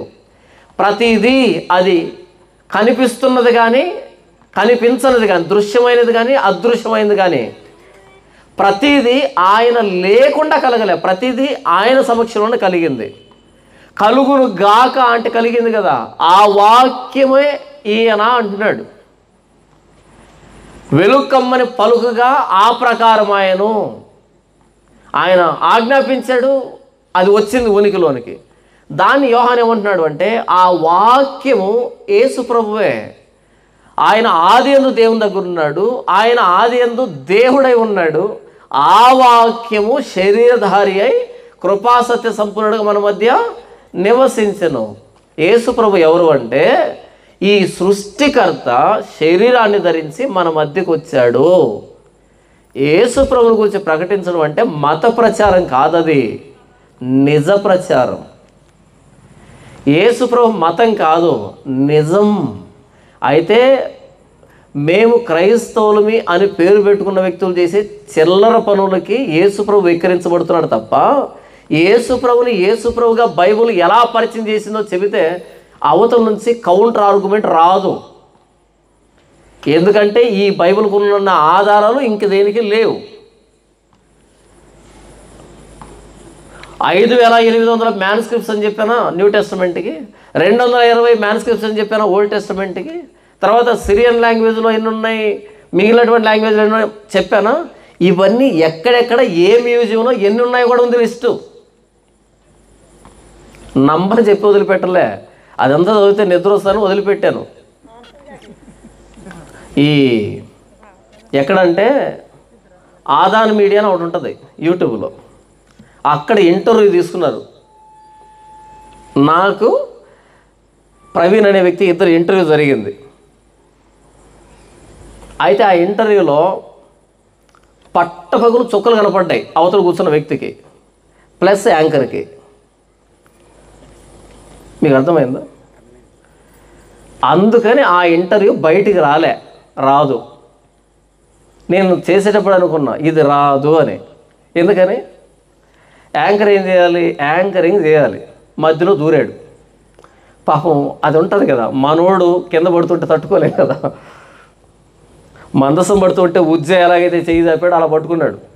ఆ వ్యక్తి ఇబ్బంది పడుతూ ఉంటే మధ్యలోకి వచ్చాడు, లెఫ్ట్ అండ్ రైట్ ఇచ్చాను. ఇక బయటకు వస్తే పరువు ఎవరిది పోతుంది? అందుకని ఆ ఇంటర్వ్యూ రాదు కూడా. 2 సార్లు వెళ్ళి వచ్చాను, రాలే బయటకు. అది అందులో చెప్పాను ఏ మ్యానుస్క్రిప్ట్ ఎన్ని మ్యానుస్క్రిప్ట్స్ ఏ మ్యూజియంలో ఉన్నాయి అని లిస్ట్ చెప్పాను. అందులో చెప్పాను ఇదంతా నేను. ఎందుకంటే చాలా పెద్ద లిస్ట్ ఉంటుంది. నేను చదువుతుంటే ఇద్దరు ఇలా తల పట్టుకున్నారు. అంటే నేను చెప్తున్న డెప్త్ ఏంటో తెలియట్లే పాపం. ఎందుకంటే ఎప్పుడు ఆలోచించిన పాపను పోలే కదా. మ్యానుస్క్రిప్ట్ అంటే ఏంటి, ఆ మ్యానుస్క్రిప్ట్ అన్నది ఆ టెక్స్ట్కి ఎలా అథెంటికేట్ సోర్స్ అవుతుంది, మ్యానుస్క్రిప్ట్ లేనటువంటి వాటిని మనం నమ్ముతున్నాం, మ్యానుస్క్రిప్ట్ ఉన్నదాని గురించి ఆ వ్యక్తి ఇంత గట్టిగా ప్రకటిస్తున్నాడు, దీని వాల్యూ తెలియదు కదా. అందుకని తల పట్టుకున్నారు. చాలా పెద్ద లిస్ట్ ఉంటుంది. నేనేం చెప్తున్నాను అంటే ప్రభు అయిన యేసుక్రీస్తు వారు సృష్టికర్త. ఇది కథల పుస్తకం కాదు, ఇది మనుషులు ఊహించి రాసింది కాదు. ఇది సృష్టికర్త తనకు తానుగా తాను ఎలా సృష్టి చేశాడో తాను ప్రేరేపించి వ్రాయించినటువంటి పుస్తకం మన చేతిలో ఉన్న బైబిల్ ఇది. ఆ సృష్టికర్త శరీరాన్ని ధరించి నరావతారిగా లోకానికి వచ్చాడు. ఆయన పేరు ప్రభు అయిన యేసుక్రీస్తు. ఆయన నమ్ముకున్నాం. ఎంత గర్వంగా ప్రకటించాలి యేసు ప్రభువుని, ఎంత గొంతెత్తి ప్రకటించాలి యేసు ప్రభువుని. కానీ ఈరోజు యేసు ప్రభువుని మనం ప్రకటించే విధానం జాలి అనిపిస్తుంది నాకు. యేసు ప్రభు అర్థం కాలేదా వీళ్ళకని? ఈ ప్రపంచంలో ఏది సత్యమో ఏది అసత్యమో తెలియకుండా తచ్చెట్లాడుతున్నటువంటి ప్రపంచంలో బైబిల్ పట్టుకున్న మనం ఎంత ఖచ్చితంగా యేసు ప్రభువుని ప్రకటించాలి, ఎంత గట్టిగా యేసు ప్రభువుని ప్రకటించాలి. కానీ ఈరోజు ఆ సృష్టికర్తని అడుక్కోవడానికి వాడుకుంటున్నటువంటి వ్యక్తులు క్రైస్తవులు చాలామంది. ఒక ఉదాహరణ చెప్పి ముగిస్తాను. ఎవడో గొర్రెలు కాసుకోవడానికి అడవికి వెళ్ళాడు. వాడికి అల్లంత దూరంలో ఒక రాయి మినుకు అంటూ కనిపించింది. అరే ఇది మెరుస్తుందని తాను తీసుకొని జేబులో వేసుకొని ఇంటికి వచ్చాడు. మెరుస్తుంది కదా రాయి, బాగుందని. ఇంటికి వచ్చేటప్పటికి వర్షం పడిందంట. వాడు వచ్చేటప్పటికి ఇంటి దగ్గర వర్షం పడింది. వర్షం పడేటప్పటికి ఆరు బయట మంచం వేస్తున్నాడు, నొలక మంచం. వర్షానికి తడిస్తే ఏమవుతుంది, అది బిగుచుకుపోతుంది కదా. పడుకుందామని మంచం ఎలా వేస్తే 3 కాలు కింద అంటే అవతల కాలు పైకి లేస్తుంది, అటువైపు అనేస్తే ఇటువైపు లేస్తుంది. అప్పుడు నాకు ఐడియా వచ్చింది వాడికి, అరే నాకు ఒక రాయి దొరికింది కదా, ఆ రాయి తీసుకొచ్చి 4వ కోడి కింద పెట్టి ఇప్పుడు కదలట్లేదో పడుకున్నాడు అంటారు. ఆ కింద పెట్టి దాన్ని వజ్రం అంటారు. అది ఏంటది, విలువ తెలియనివాడికి వజ్రం దొరికితే మంచం కింద పెట్టుకున్నాడంట. మన పరిస్థితి, క్రైస్తవుల పరిస్థితి అట్టే తగలడింది. సృష్టికర్త అయిన దేవుడు మన జీవితంలోకి వస్తే ఆయన ఎలా ప్రకటించాలో తెలియక బయట వాళ్ళ చేత ఉమ్మి వేయించుకుంటున్నావు, దశంభాగాల కోసం అడుక్కుంటున్నారేంట్రా అని. కాదా? సువార్తకు వెళ్ళి ఏం చెప్పాలో తెలియక ఇంకేదో చెప్తున్నాం అక్కడికి వెళ్ళి. మనం రాసే పాటలు కానీ, మనం చేసే ప్రసంగాలు కానీ, మనం చేసేటువంటి పరిచర్య కానీ, ఆయన సృష్టికర్త కలిగి ఉన్నదేదియో ఆయన లేకుండా కలుగలేదు. ఆ నిశ్చయిత, ఆ భరోసా అది ఎక్కడుంది మన మాటలో? ఆయన అర్థం చేసుకొని చూడు. ఆదికాండం 1వ అధ్యాయం 1వ వచనం, ఆ ఆదికాండం 1వ అధ్యాయం మనకు అర్థమైతే అప్పుడు యోహాను సువార్త 1వ అధ్యాయం 1వ వచనం అర్థమవుతుంది. ప్రవక్త యెషయా ఒక ప్రశ్న అడుగుతాడు. ఆనాటి ఇశ్రాయేలీలు అంటే చుట్టుపక్కల ఉన్నటువంటి మోయాబీలు, అమ్మోనీయులు, ఫిలిస్తీయులు, బబులోనీయులు, అష్షూరీయులు, ఎందుకంటే వాళ్ళు గెలిచారు కదా వీళ్ళని. వాళ్ళు గెలిచి తీసుకుని వెళ్ళిపోతే వాళ్ళ దేవుళ్ళని ఆరాధించడం ప్రారంభించారు అక్కడికి వెళ్ళి. అప్పుడు వాళ్ళని అడుగుతున్నాడు ఒక ప్రశ్న. 40వ అధ్యాయము 25వ వచనం, నీవు ఇతనితో సమానుడు అని మీరు నన్ను ఎవనికి సాటి చేయుదురు అని పరిశుద్ధుడు అడుగుతున్నాడు. ఆ రోజుల్లో యుద్ధాలు ఎలా జరిగేవో చెప్తా వినండి. ఎక్స్ అనేటువంటి ఒక రాజ్యం ఉంటుంది, వై అనేటువంటి రాజ్యం ఉంటుంది. ఎక్స్ అనేటువంటి రాజ్యం వచ్చి వై అనే రాజ్యాన్ని గెలిచిందనుకో, అప్పుడు వై అనేటువంటి రాజ్యంలో వ్యక్తులు ఏమనుకుంటారంటే ఎక్స్ అనే రాజ్యం నమ్ముతున్నటువంటి దేవుళ్ళు నిజమైన దేవుళ్ళు, మా దేవుళ్ళ కంటే బలమైన దేవుళ్ళు అని నమ్ముతారు వాళ్ళు. లేదా ఎక్స్ అనే రాజ్యాన్ని వై అనే రాజ్యం గెలిచిందనుకో, ఎక్స్ అనే రాజ్యంలో వ్యక్తులు ఏమనుకుంటారంటే వై అనే రాజ్యంలో వాళ్ళు సేవిస్తున్న దేవుడు మా దేవుడి కంటే బలవంతుడు కాబట్టి మమ్మల్ని గెలిచారు వాళ్ళు అని ఇప్పుడు వీళ్ళంతా ఈయన్ని ఆరాధిస్తారు. మీరు అందుకే చూడండి, పాత రోజుల్లో యుద్ధాలు జరిగినప్పుడు ఆ రాజ్యం మీద దండెత్తి ఆ దేవుళ్ళని తెచ్చుకుని ఇక్కడ పెట్టుకొని పూజించేవాళ్ళు.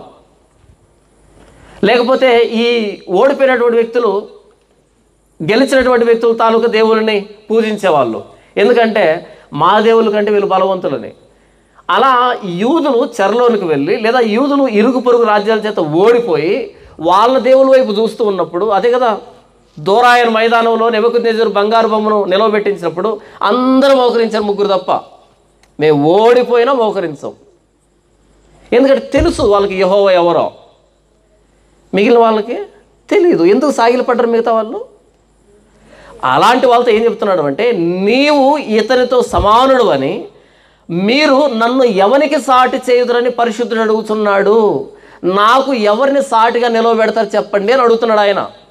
ఆయన అడిగి 26వ వచనంలో, మీ కన్నులు పైకెత్తి చూడుడి, వీటిని ఎవడు సృజించెను? ప్రపంచ మత వ్యవస్థలోనికి వెళ్ళి ఏ ఎక్స్ కానీ వై కానీ జెడ్ కానీ ఎవరైనా పికప్ చేసుకుని ఒకరిని ఆయన్ను తీక్షణంగా చూసి పై వైపు చూసి ఈయనే వీటిని చేశాడని ఎవరైనా చెప్పగలరా?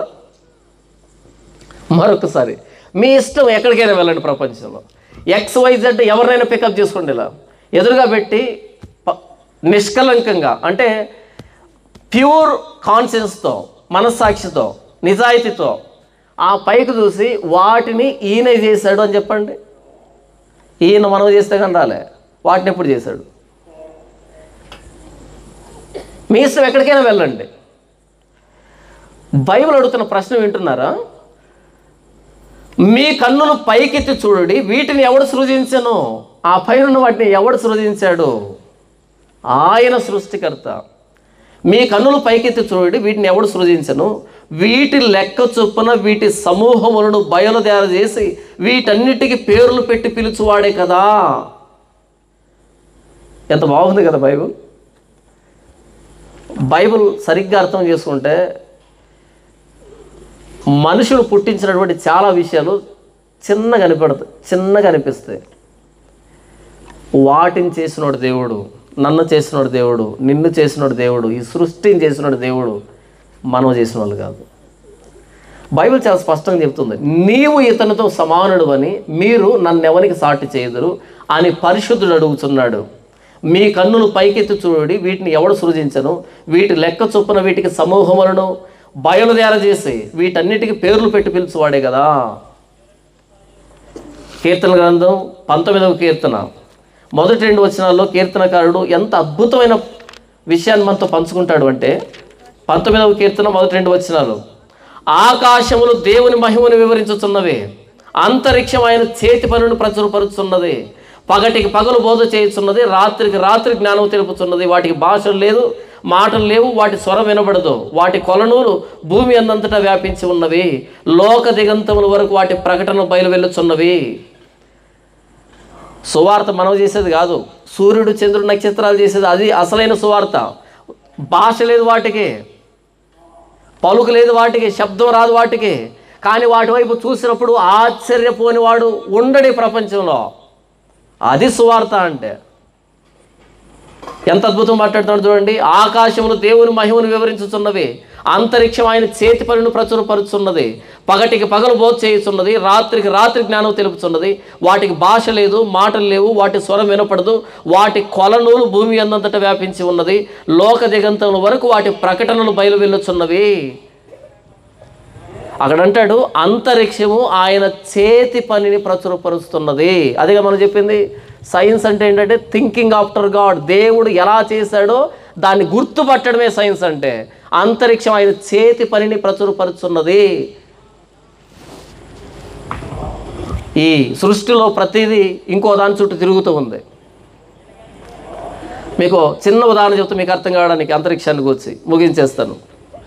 వృత్తలేఖనం ఉంటుంది కదా, ఇలా పిల్లలు రౌండ్ గీస్తుంటారు కదా, ఆ వృత్తలేఖంతో ఇలా మీరు గీస్తారనుకోండి, ఎక్కడ మొదలు పెట్టారో అక్కడికి వచ్చేటప్పటికి సర్కిల్ అనేది క్లోజ్ అవుతుంది కదా. కొంచెం ఒక వెంట్రుక మందాన ఆ పెన్సిల్ అలా కదిలించి మరలా గీయండి, అక్కడికి వచ్చి కలుస్తుందా? ఒక వెంట్రుక మందంలో ఆ పెన్సిల్ అలా కదిలింది అనుకో, మరలా అక్కడికే వస్తుంది అంటావా?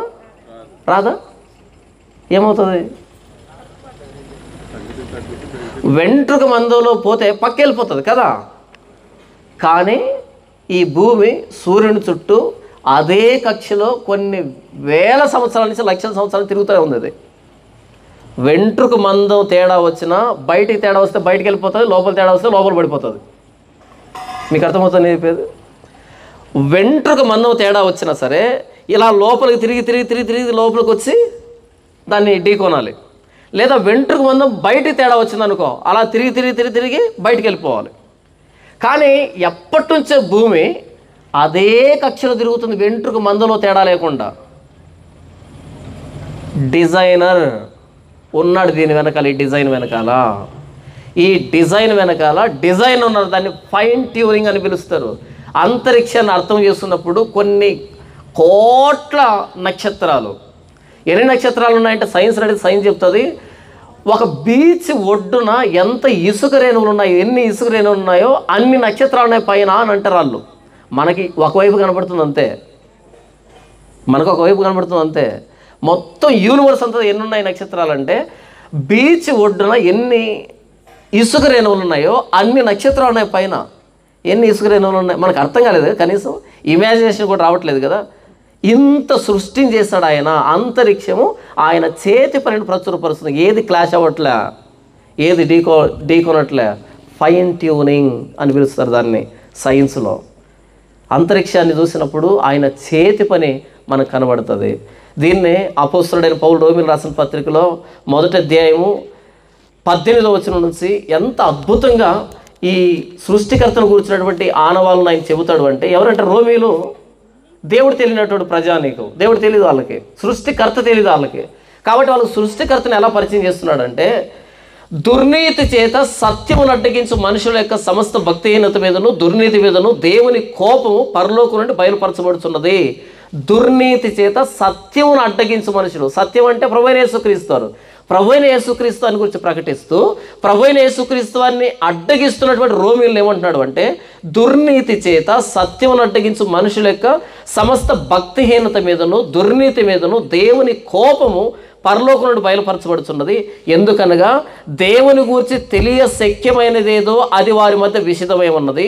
దేవుడు అది వారికి విషదపరచను. ఆయన అదృశ్య లక్షణములు అనగా ఆయన నిత్య శక్తియు దేవత్వమును జగదుత్పత్తి మొదలుకొని సృష్టించబడిన వస్తువులను ఆలోచించటం వలన తేటపడుచున్నవి కనుక వారు నిరుత్తరులై ఉన్నారు. ప్రభువైన యేసుక్రీస్తు సువార్తను అడ్డగిస్తే దేవుని లక్షణాలు అర్థం చేస్తున్నాడు, వాళ్ళకి సృష్టికర్త లక్షణాలు అర్థం చేస్తున్నాడు. అంటే ప్రభువైన యేసుక్రీస్తు సృష్టికర్త, ఆ వాక్యము శరీరధారి అయి కృపా సత్య సంపూర్ణుడిగా మన మధ్య నివసించెను. మనం నమ్ముకున్నది ఒక మతాన్ని కాదు, మనం నమ్ముకున్నది మత నాయకుడిని కాదు, మనం నమ్ముకున్నది మొత్తం ప్రపంచంలో ఒకానొక దేవుణ్ణి కాదు, మనం నమ్ముకున్నది సృష్టికర్తని. ఆ సృష్టికర్త లేఖనాల్లో వ్రాయించాడు తనను గురించి, అయినా గుర్తుపట్టలే. తానే ఈ లోకానికి వచ్చాడు, ఇదిగో నేనే అని చెప్పడానికి. ఎంత అద్భుతం తెలుసా మనం ప్రభువైన యేసుక్రీస్తుని అంగీకరించడం. ఈ ప్రభువైన యేసుక్రీస్తు వారిని ఇలా ప్రపంచానికి పరిచయం చేద్దాం. బైబిల్ ఇలా ప్రకటించమని చెప్పింది, బైబిల్ ఇలా పరిచయం చేసిన ప్రభువైన యేసుక్రీస్తు వారిని మనం చిన్నగా ఆలోచిస్తున్నాం, చిన్నగా ఊహిస్తున్నాం. ప్రభువైన యేసుక్రీస్తు వారిని ఆయన సృష్టికర్త, ఆ సృష్టికర్త మన కోసం శరీరధారిగా ఈ లోకానికి వచ్చాడు, సిలువలో ప్రాణం పెట్టాడు, ప్రాణం పెట్టేంతగా ప్రేమించాడు. ప్రపంచం దేవుడు ఎవరో వెతుకుతుంది, బైబిల్ ఏం చెబుతుందంటే ఆ దేవుడు వెతుక్కుంటూ మన కోసం వచ్చాడు, ప్రాణం పెట్టేంతగా ప్రేమించాడు. మనిషి కుమారుడు నశించిన దానిని వెదకి రక్షించడానికి వచ్చాడు. ఇక్కడ నువ్వు ఆ చైర్లో కూర్చున్నావు, నువ్వు కూర్చున్నావంటే నేను నిలబడ్డానంటే నేను ఆయన వెతికితే కాదు, ఆయన నన్ను వెతికితే కూర్చున్నా. ఇక్కడికి వచ్చి ఆయన నిన్ను వెతికితే వచ్చి కూర్చున్నావు. సృష్టికర్తతో సంబంధం కలిగినటువంటి ప్రజానీకం మనం. కానీ ఈరోజు బయట వాళ్ళు మత ప్రచారం అనేటట్టుగా ఎంత దిగజార్చాం ప్రభువైన యేసుక్రీస్తు వారి ఔన్నత్యాన్ని, ఆయన మహిమని. ఆ వాక్యము శరీరధారి కృపాసత్య సంపూర్ణుడిగా మన మధ్య నివసించను. ఆయన శిలువ మీద ప్రాణం పెట్టాడు, రక్తం కార్చాడు.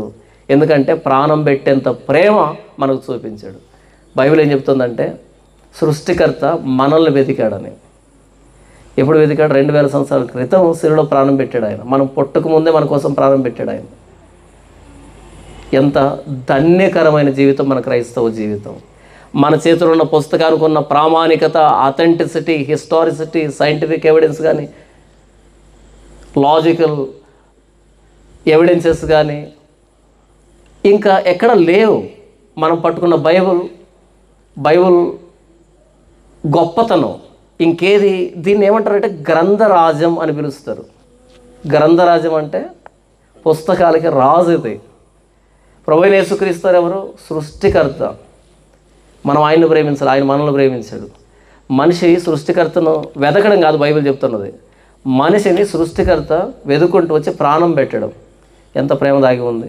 అది యోహాను సువార్త 3:16 రాయబడుతుంది. దేవుడు లోకమును ఎంతో ప్రేమించెను కాగా తన అద్వితీయ కుమారునిగా పుట్టిన వారిని విశ్వాసం ఉంచు ప్రతివాడు నశింపక నిత్యజీవం పొందినట్లు ఆయనను అనుగ్రహించెను. ప్రభువైన యేసుక్రీస్తుని ఎవరైతే అంగీకరిస్తారో నిత్యజీవం, ఎవరైతే అంగీకరించారో నశిస్తారని లేఖనం చెప్తుంది. అందుకే ప్రభువైన యేసుక్రీస్తు అంటారు, నేనే మార్గం, సత్యం, జీవం, నా ద్వారానే తప్ప ఎవడు తండ్రి వద్దకు రాడు. ఎందుకని యేసు ప్రభు ఎక్స్క్లూజివ్ స్టేట్మెంట్ ఇచ్చారంటే ఆయనే సృష్టికర్త కాబట్టి. ఎందుకు యేసు ప్రభు ఇంకొకరిని కలుపుకోలేదంటే ఆయనే సృష్టికర్త కాబట్టి. ఆయన్ని అంగీకరించాం, ఎలుగెత్తి గొంతు దించుకొని ఖచ్చితత్వంతో ప్రభువైన యేసుక్రీస్తు వారిని సమాజంలో ప్రకటిద్దాం. యేసు ప్రభు సృష్టికర్త, మనం భయపడాల్సిన అక్కర్లేదు. యేసు ప్రభును అర్థం చేసుకుందాం, ఆయనగా బైబిల్ ఎలా చెప్పిందో అలా ప్రకటిద్దాం. మన ఇరుగు పొరుగు వాళ్ళు, మన సమాజంలో అనేక మందికి ప్రభువైన యేసుక్రీస్తు పట్ల చిన్న ఆలోచన విధానం ఉండి అపార్థం చేసుకుంటున్నారు, నాశనానికి వెళ్తున్నారు.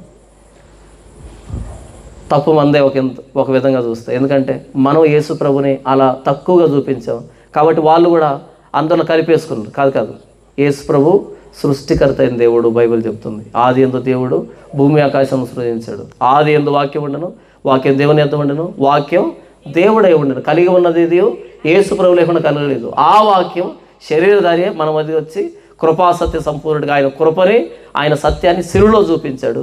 ఆయన ప్రేమని ఆయన ప్రాణత్యాగం ద్వారా మనకు విశదీకరించాడు.